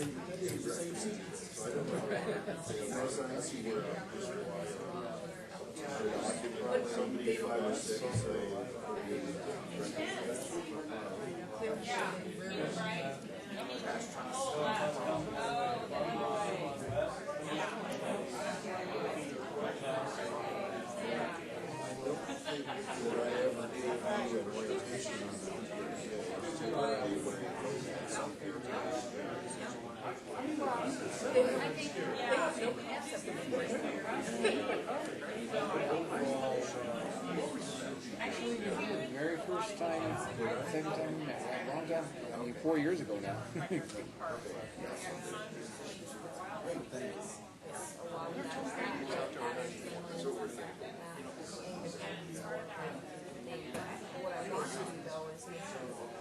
can't go with natural selection out there. It's going to take too long. You're going to take out too many good people along the way. You're starting more of a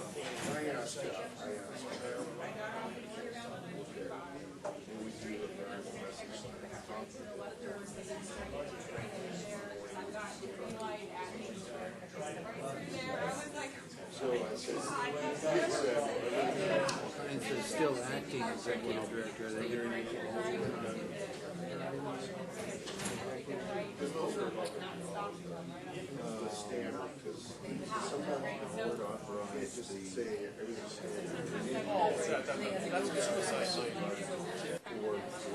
There's some change.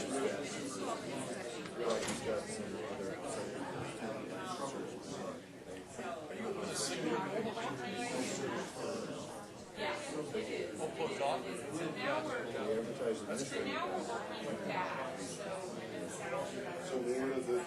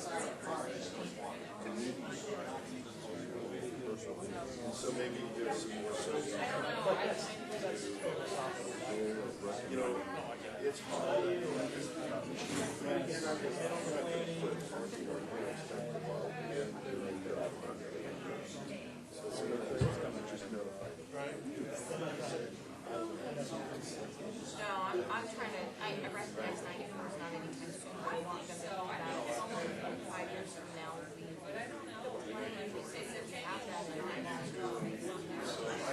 Because honestly, the only way you get money is having the studies done.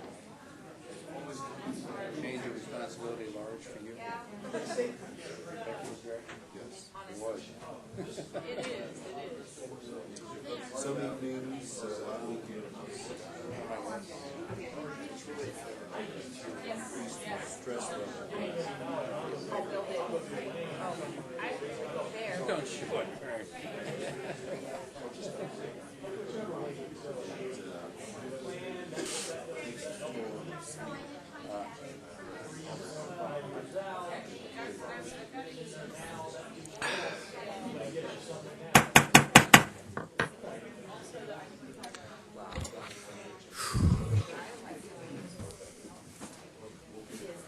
It's hard. You're my hero. I'm going to stay behind you real quick. Thank you. Okay, coming on back, and I think next up is Casey, 6B, our 2018 budget overview. And there's one item jumped out at me when we went through that, but I'll leave that to the end of the, Okay. but I'll let you make the presentation first. Thank you. Casey Partridge, again, Finance Manager, PPACG. We have wanted to provide some information on our budget process, where we were. We have started the budget process. I'm working with our staff managers to compile the budget, and we'll be presenting to Rick next week.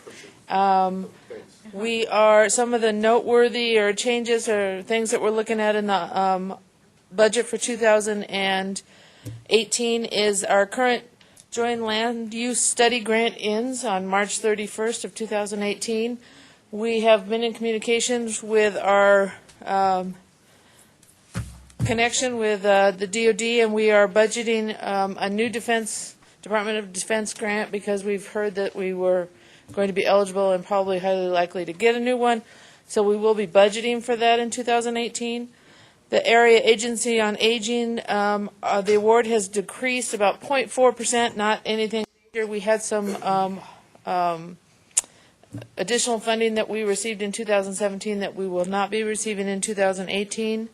We are anticipating a 10 to 15% increase in health and dental and vision insurances.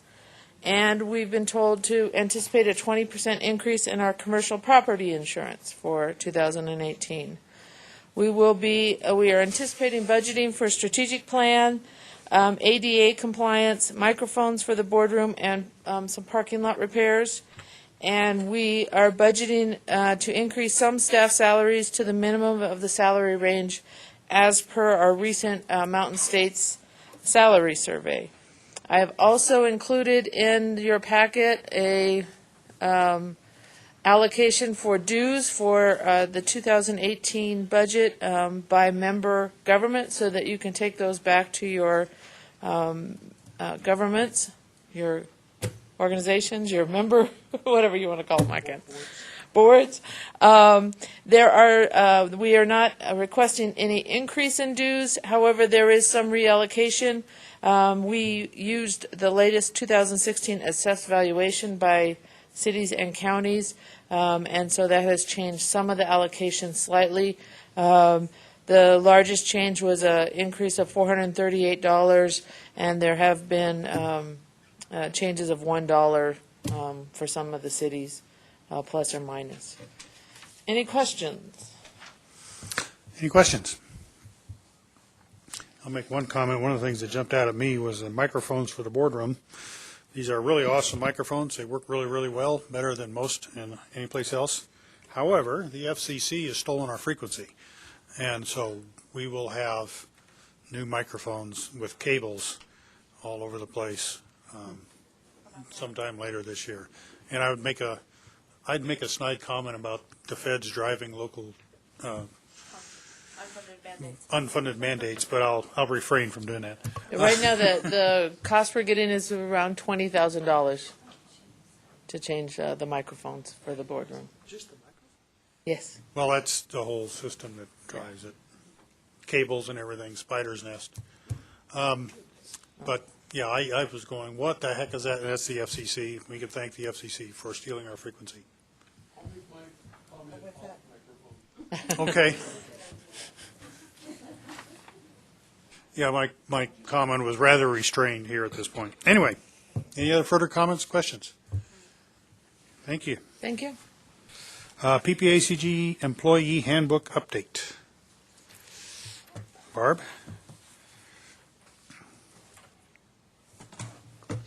Good morning, Barb Watson, PPACG Office Resources Manager.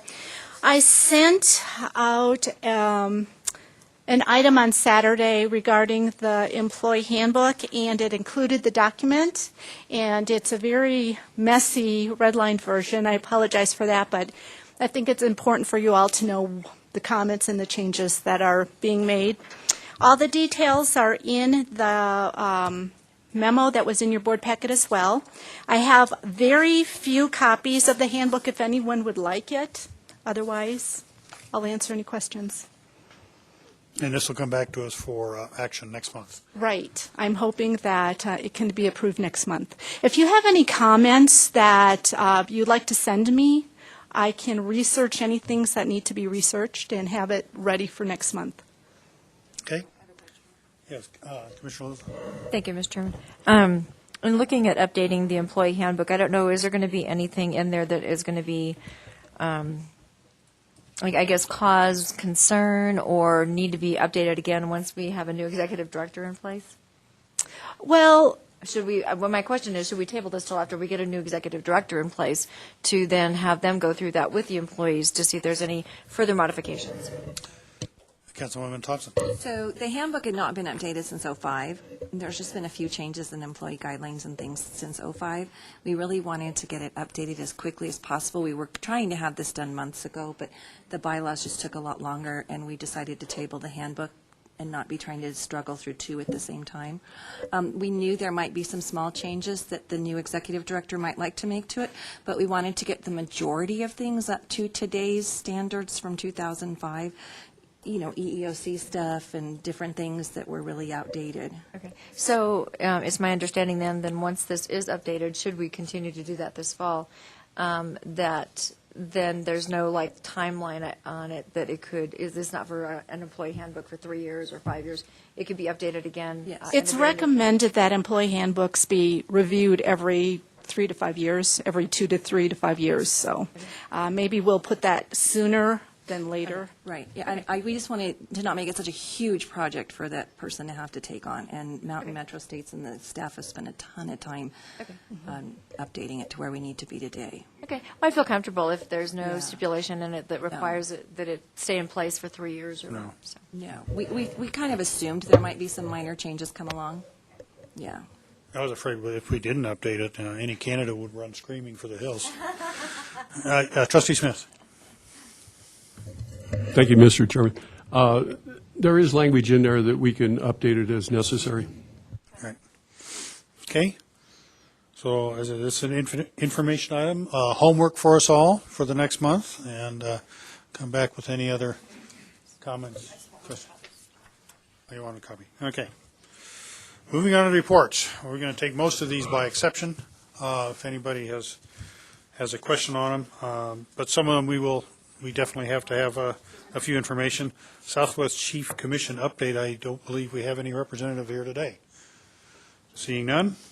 Military installation reports, if we could step through succinctly, based on time. Just very quickly, Garrison Commander at Fort Carson, Colonel Ron Fitch, did accompany the Colorado Springs Chamber of Commerce / Economic Development Council and the Military Affairs Council. They're in Washington for a 2-day stint, 1 day at the Pentagon and 1 day on the Hill, seeing our legislature. So if there's anything to report next month that's appropriate for the board, I'll bring it back to the board. Thank you. Carl? Just a couple of items for the Peterson update. Looking forward to the Pikes Peak Regional Air Show here the 23rd and 24th. Thunderbirds will be there and putting on a great show as always. Also, Colonel Moore is looking forward to the State of the Wing address scheduled for the 4th of October at 3 o'clock in the afternoon. What date was that? 4 October, ma'am? 4 October? Yes. Just one question for Peterson really quick. Yes, ma'am. So in a letter that was published in the paper in Fountain, it said that you guys would be at one of our October city council meetings, and we would like to get that on the agenda. We haven't heard which one. Okay. Yes, ma'am. I believe that we are trying to coordinate with the EPA and the water purveyor to also attend that meeting. And I believe we are tracking towards a late October, I want to say the 24th of October. I believe that would be the second meeting of the month. Yes, ma'am. Okay, because Representative Landgraf has expressed an interest of being there at that meeting, so she needs to get on her calendar as soon as possible. Okay. Because I did get a phone call the other day from somebody wanting to postpone it, and I kind of made it pretty clear that that was unacceptable. We really needed to stick with the October date. Okay. So, thank you. Yes, ma'am. One question. You said you had on the 4th of October, and that's the wing presentation? State of the Wing. Oh, State of the Wing? I don't have that on the calendar. Has that invite gone out? No? Okay, it has not. What time is that? 3 o'clock. Okay, thank you. It'll be the first one I've missed since I've been on. Okay. Yes, sir. Robin Sleeth, I'm the Deputy Group Commander at the Academy. You will see our new superintendent, Lieutenant General Jay Silveria, out and about in the community. This weekend, we have Blake Shelton, our concert. Many of you already know. Gates will open at 14:30, 2:30 for the public. The stadium gates will open at 4:30. And then the first act will be on at 18:30, 6:30. We have a change in the programming. There'll only be 3 acts. It'll be Oak Ridge Boys, Big and Rich, and Blake Shelton. There's tickets available. We expect about 20,000. We've sold 18,000 tickets. Tickets will be available at the door. If you have any questions, I'd be more than happy to answer them. And then on the horizon, we will sponsor here at the Academy June 2 through 9 of 18 Warrior Games. We expect 300 athletes from the United States, Australia, UK, and Canada. It's our turn to host. It's a DOD-sponsored function. The Navy did theirs in Chicago in July. I was able to go witness theirs. Our focus will be on the athletes. Fisher House will sponsor 2 family members per athlete, so we expect about 300 athletes and about 500 to 600 family members that will converge on Colorado Springs. All of the activities and events will be taking place on the Academy. So if you have any questions about that, please let me know. That's it. And there's no way Army or Navy will be there for us this year. Just want to let you know. Want to bet? No. Yes. So Nate Harris from Schriever Air Force Base. We've got a large turnover in our leadership this summer. So you will see Colonel Grant, our new wing commander, and Colonel Milton, our vice wing commander, at a variety of events moving forward. I just want to do a quick thanks to fellow military bases and civic and community leaders that helped support the Pikes Peak Area 9/11 event that we hosted this week. We had a great turnout, and it looked overall to be a very great ceremony. So thank you for that. Again, looking forward, we've talked a lot about the mission growth at Schriever. That continues to be a big focus area. So we're working with Air Force Space Command on building the planning documents for that new operations facility that we hope to get built in the next couple of years. As with most things, that challenge is that builds the operations facility that doesn't expand any of the support capabilities we have on the base. And so, as with everything, we will now have to develop what projects, and those will fight with whatever projects fall across the command and the Air Force in general for funding in the future. Thank you. Thanks.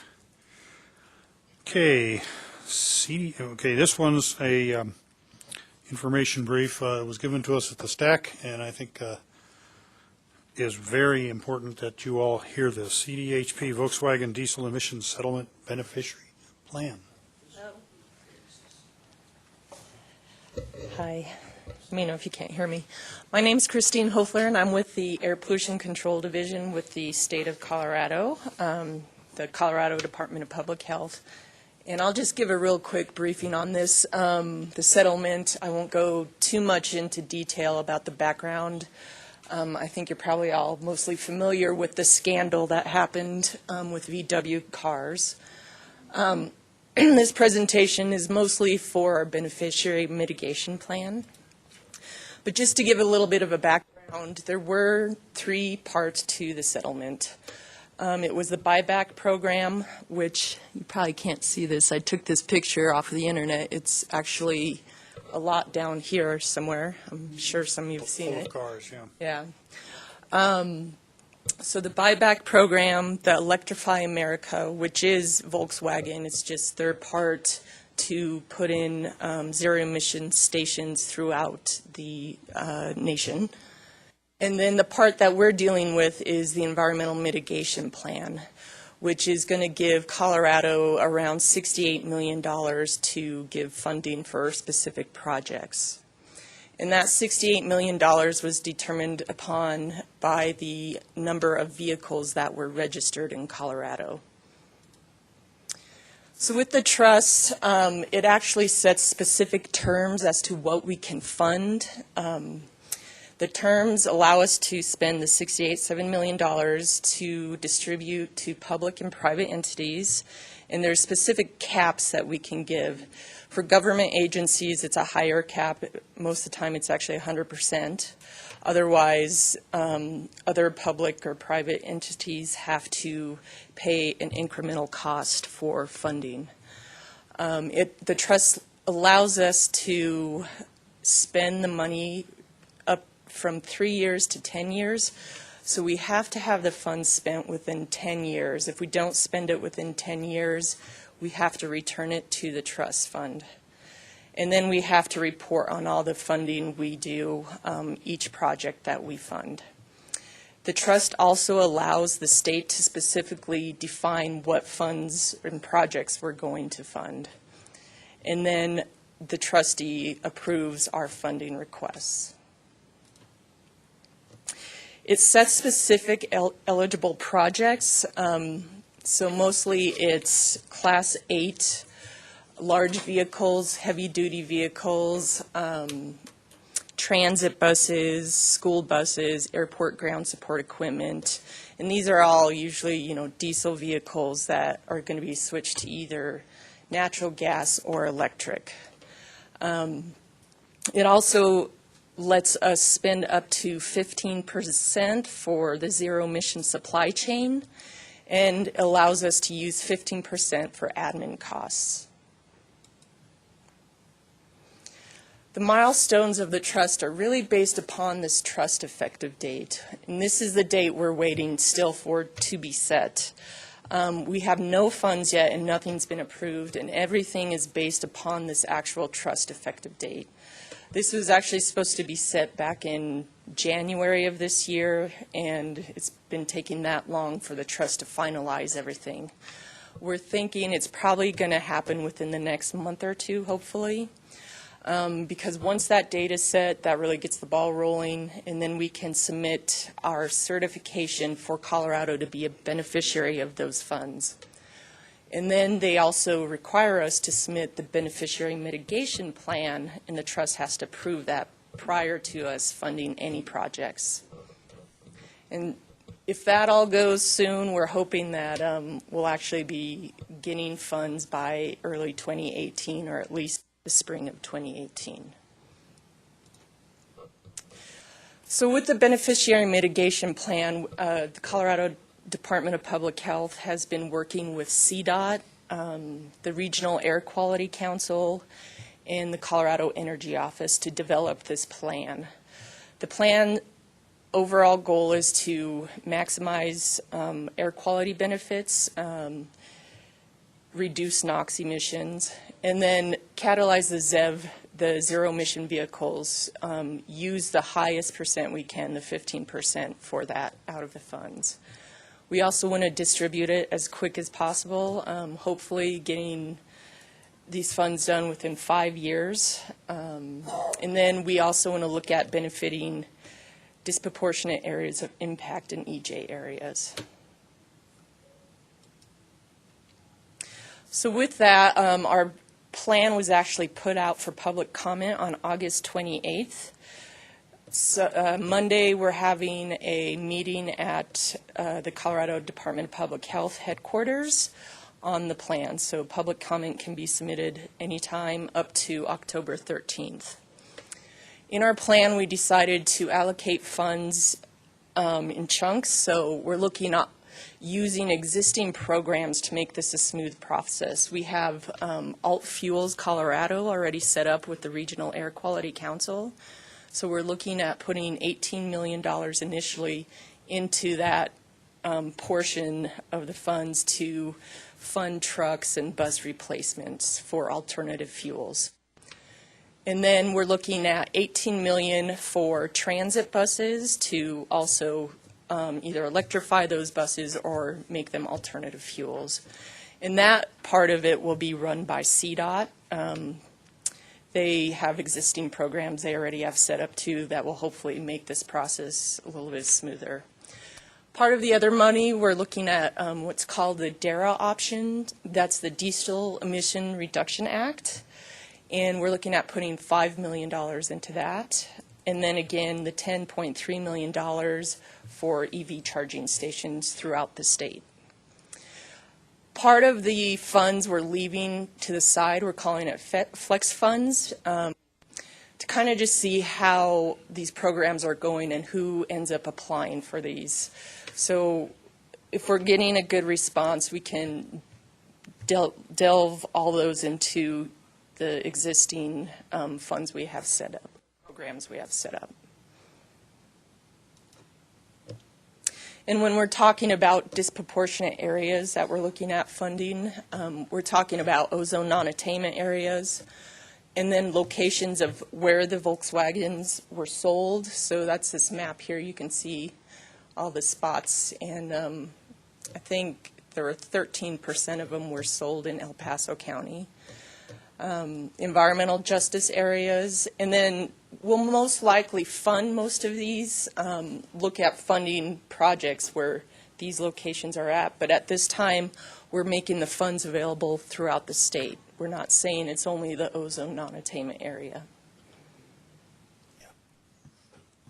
What is an environmental justice?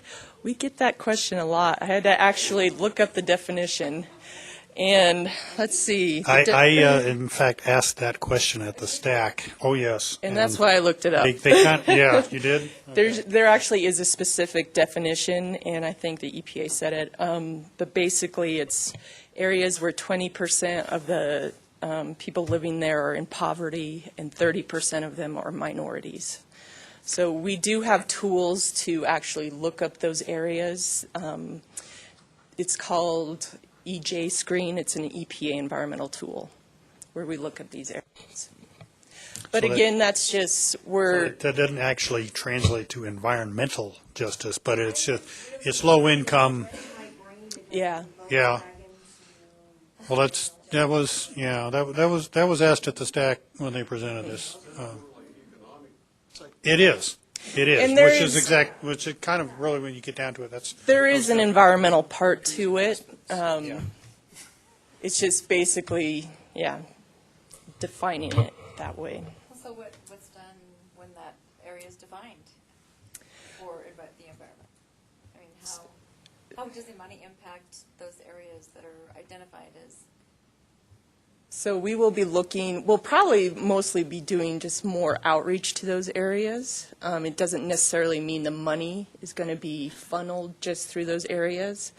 We're hoping, and from other programs we've seen, a lot of applications do come in for those areas. And a lot of the comments we received back in November were about providing, electric transportation in those areas. So we will be looking, when we judge the projects, there will be part of that in there that we'll have to look at, is it an EJ area? So, does that answer your question? Trustee Smith? When I was young, I liked fairy tales. And when this first came out, I was told that El Paso County, that, I don't know, 1,400 of these vehicles had ended up in El Paso County, been sold into El Paso County. And then based on that, El Paso County would receive X number of dollars in the settlement, so I guess that plans out the window? That's not how we're, distributing the funds. It's basically going to be everyone can apply for the funds. Yeah. Yeah, but they never formalized that as a plan. That was just kind of like a garden variety, But what they're coming through there, I mean, let me jump in there and say, now's the time for public comment. So to get online and put those comments in, as opposed to getting too much here. But that's kind of the point, is as they come down there, they're going to generate sort of their formula.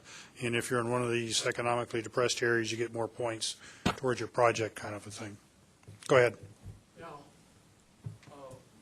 we've attained clean air quality standards here locally. Now, are we going to be penalized and money for this area sent to dirty cities? That's not the point of the plan, and I don't think so. We're hoping that everyone who applies, will apply soon and have good projects. We still have to look at the reductions of NOx in these projects. People think we can just take these funds and spend them on highways, personal vehicles, and the trust is actually very specific on what we can spend these funds on. But if two projects come along and from an application standpoint, they're both measured the same on every other scale. Mm-hmm. And one has attained clean air and one does not. Who's going to have their thumb on the scale? That's a good question. I don't think we actually have that scale set up yet, and I don't know if that's exactly how we'll be determining it. From my understanding, the programs that exist, like alt fuels, I don't know if that is part of their scaling system. They basically, I think it's a first come, first served type thing. So, but if we were to get, tons and tons of applications at the same time, which we'll have to filter those out throughout the year, we would have to come up with a scale system. I think it's unfair to penalize communities that spent money decades ago to obtain air quality, then to put scrubbers and so forth on their power plants and to build gas-fired power plants and things like this, and obtain air quality, and then give that money away to areas that have not attained the air standards that have been set up. Point taken. And I would strongly encourage you to put that comment on the public, on the, I'll be happy. yeah. Yeah, and that's kind of what was sort of my point of bringing this to this presentation, is make sure that everybody, all our member governments got this message, take it back, and get the public comments in, and get the other school districts need to see this, because, school buses and, just an example, it's not limited to governments, it's private, right? So private companies can as well put in there. So the one thing that will steer all the money to someplace else is if we sit around there and not do anything. So that's kind of the point of bringing this to the thing, get the word out. Absolutely. Yeah, and your public comments can be submitted either Monday, they can be submitted to our comment line or directly to me. Oh, the presentation. Sure. Yes, Definitely. absolutely. I think we need the present. Yeah, I think she just, well, it was brought by Stack. I don't know if we Yeah, emailed this is out. a little bit different than the stack one, just a Okay. little bit. It's the same for the most part, but a couple different slides. Now, do you have the site in your presentation about where to make the public comment? I think on the next one I do. So either you can send it, this is our website here for Volkswagen. This has all the information on it. Our press release, our meeting on Monday, and then our comments will all be posted on here. But you can send the comments directly to me, and of course, my email's not on there, so I'll have to provide that to you. You'll pull that together? Okay. But basically, after Monday, we're going to take those comments into account and then hopefully finalize this by October 13th. And by that time, we're hoping the TED date is set. Yes. Yes.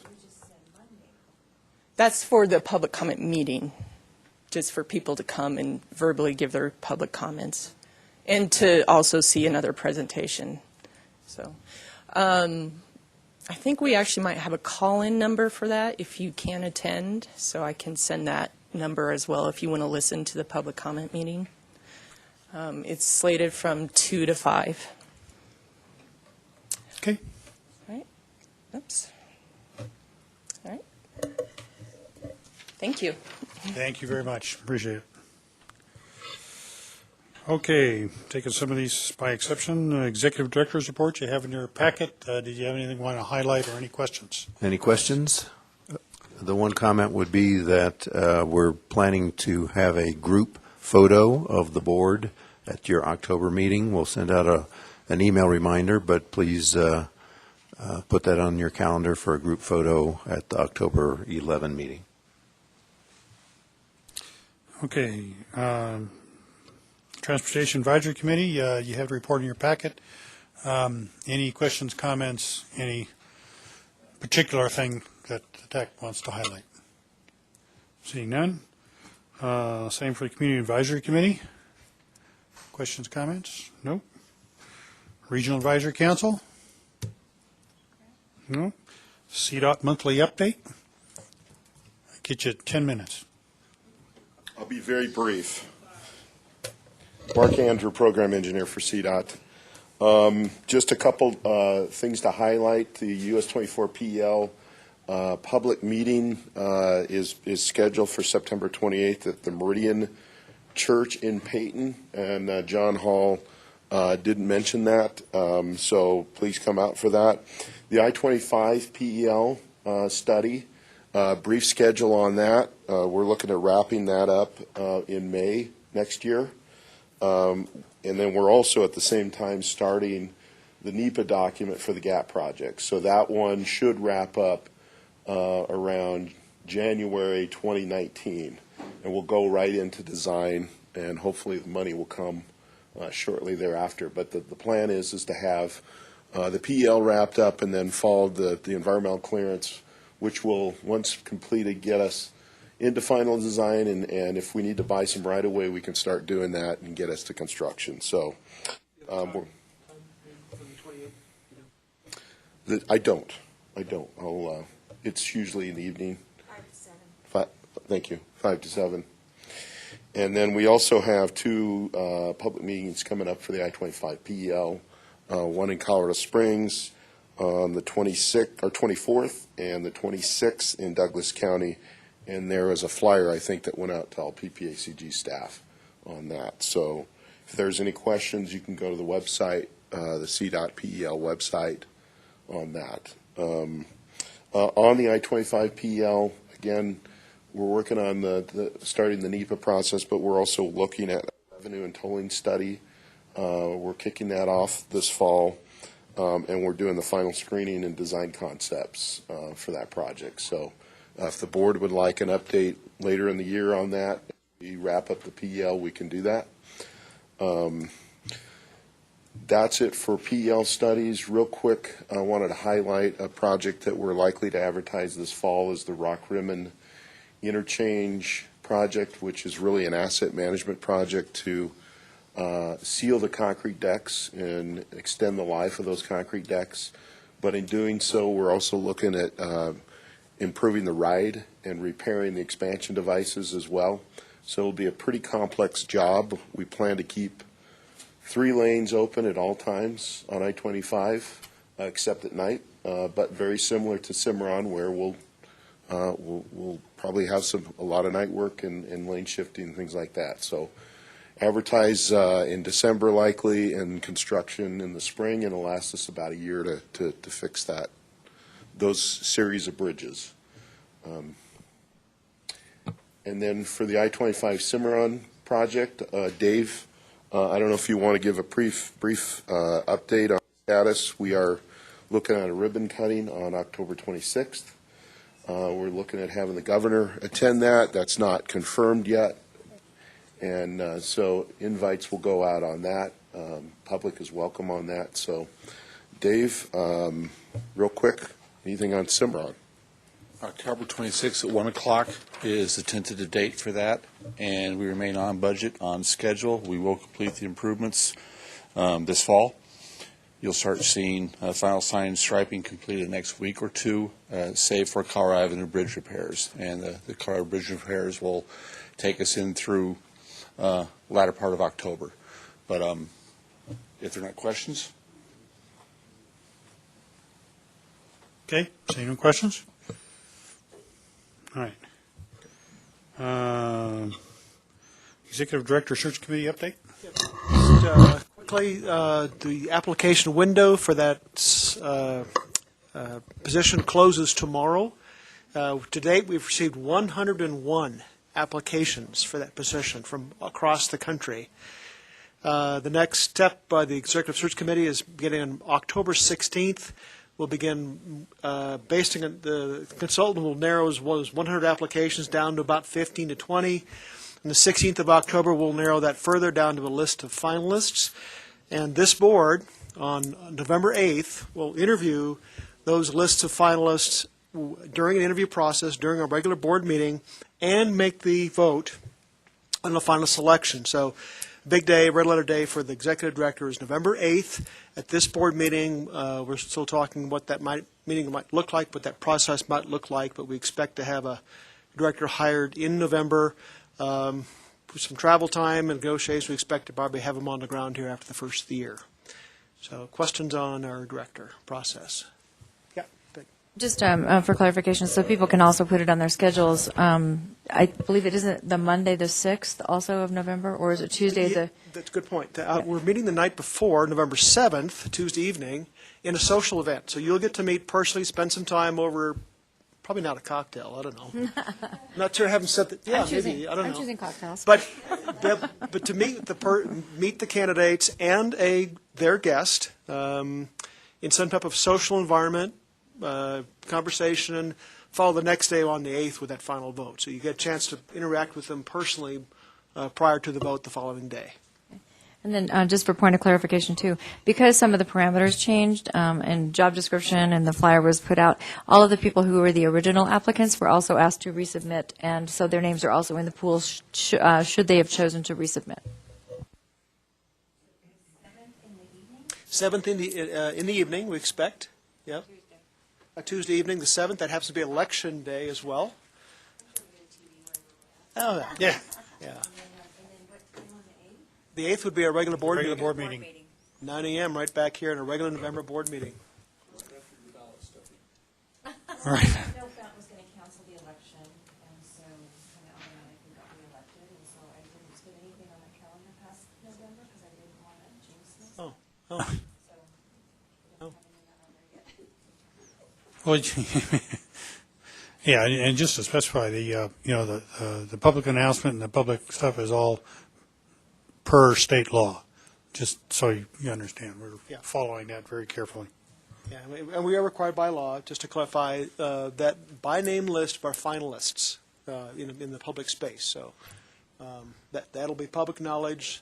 We have had some talk about if we are approached directly by applicants or by public press about our opinion on them. Obviously, that's a board decision, not a just reserve your private views on the candidates until our board process on the 8th. Please. Yeah. Any better than the what?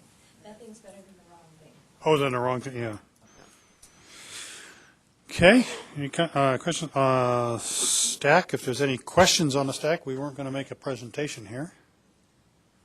No? Member entity announcements. Coming down on the home stretch here. Have a really fun community night, September 19th. If anybody wants to come, it's for everybody, but especially for the kids. We pull out any piece of equipment we have. They can get up and climb on it, bulldozers, or big electric machines, and anything. So from 4 to 7, if you want to come to Metcalf Park, it's just a really fun event. Yes. Briefly, we have the Teller County Aspen Tours beginning out this weekend, but the following weekend, that's very well attended. The mountains turn gold and yellow, and we've seen traffic backed up for miles. Keep in mind, this is right on top of the Colorado 67 paving project, also underway in Teller County. That's right. You just come for the fun of it, but just expect. Certainly enjoy the colors. We'd love to have you see up in Teller County, not this weekend, but for the following 2 weekends. But just be careful. Thank you. They are. They are absolutely out. Absolutely. We just have bus tours, but please come up and enjoy the colors. Are you guaranteeing they're going to turn in the next couple of weeks? Is that Oh, what they you're saying? they already are turning. We've sent Oh, out the yeah. memo, so they're under. Oh, yeah. It's happening. All right. Oh, yeah. We're up. We refuse to have fall happen. Oh, I was up at a reservoir last week, and they are turning. They're turning at 10,000 feet. They're turning. Okay. So, which is about you're getting there. Okay, meeting schedule. I think there was one clarification on the schedule. We do not have a bylaws meeting, or what was that?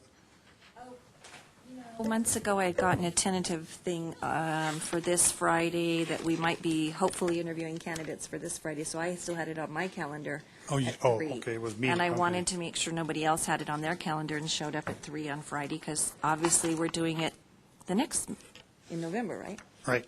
So, yeah, that was a really Oh, optimistic. that was the one you had. Okay. Yeah, that was the really optimistic calendar. We should send out an updated calendar for that, for you guys to get. Oh, for the. Yeah. Oh, no, yeah. Research as well. Yeah. Well. Yeah. Yeah. We'll be doing that. Okay. So, other than that, you have the meeting schedule in your packet. Any final questions? Last call around the table. Seeing none, we are adjourned.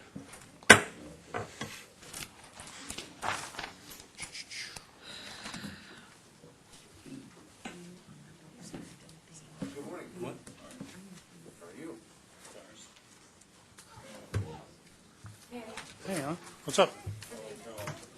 Hi. Good to see you. Good to see you. Where's the other council member? DC. Really? Yeah.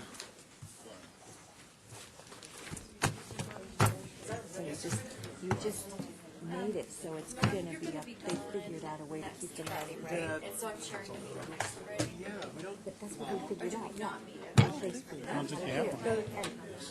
We're just been doing monthly. So what? 22nd. On the 22nd. Yeah.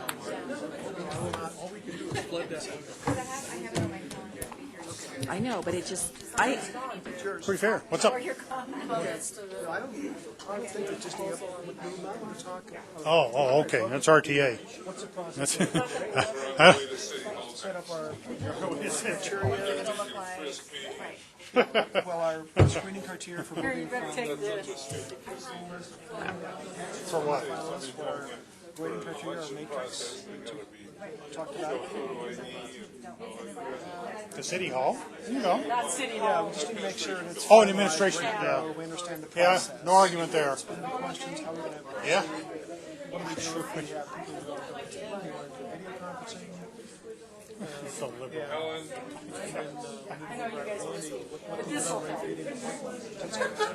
I'm still sticking my neck out there.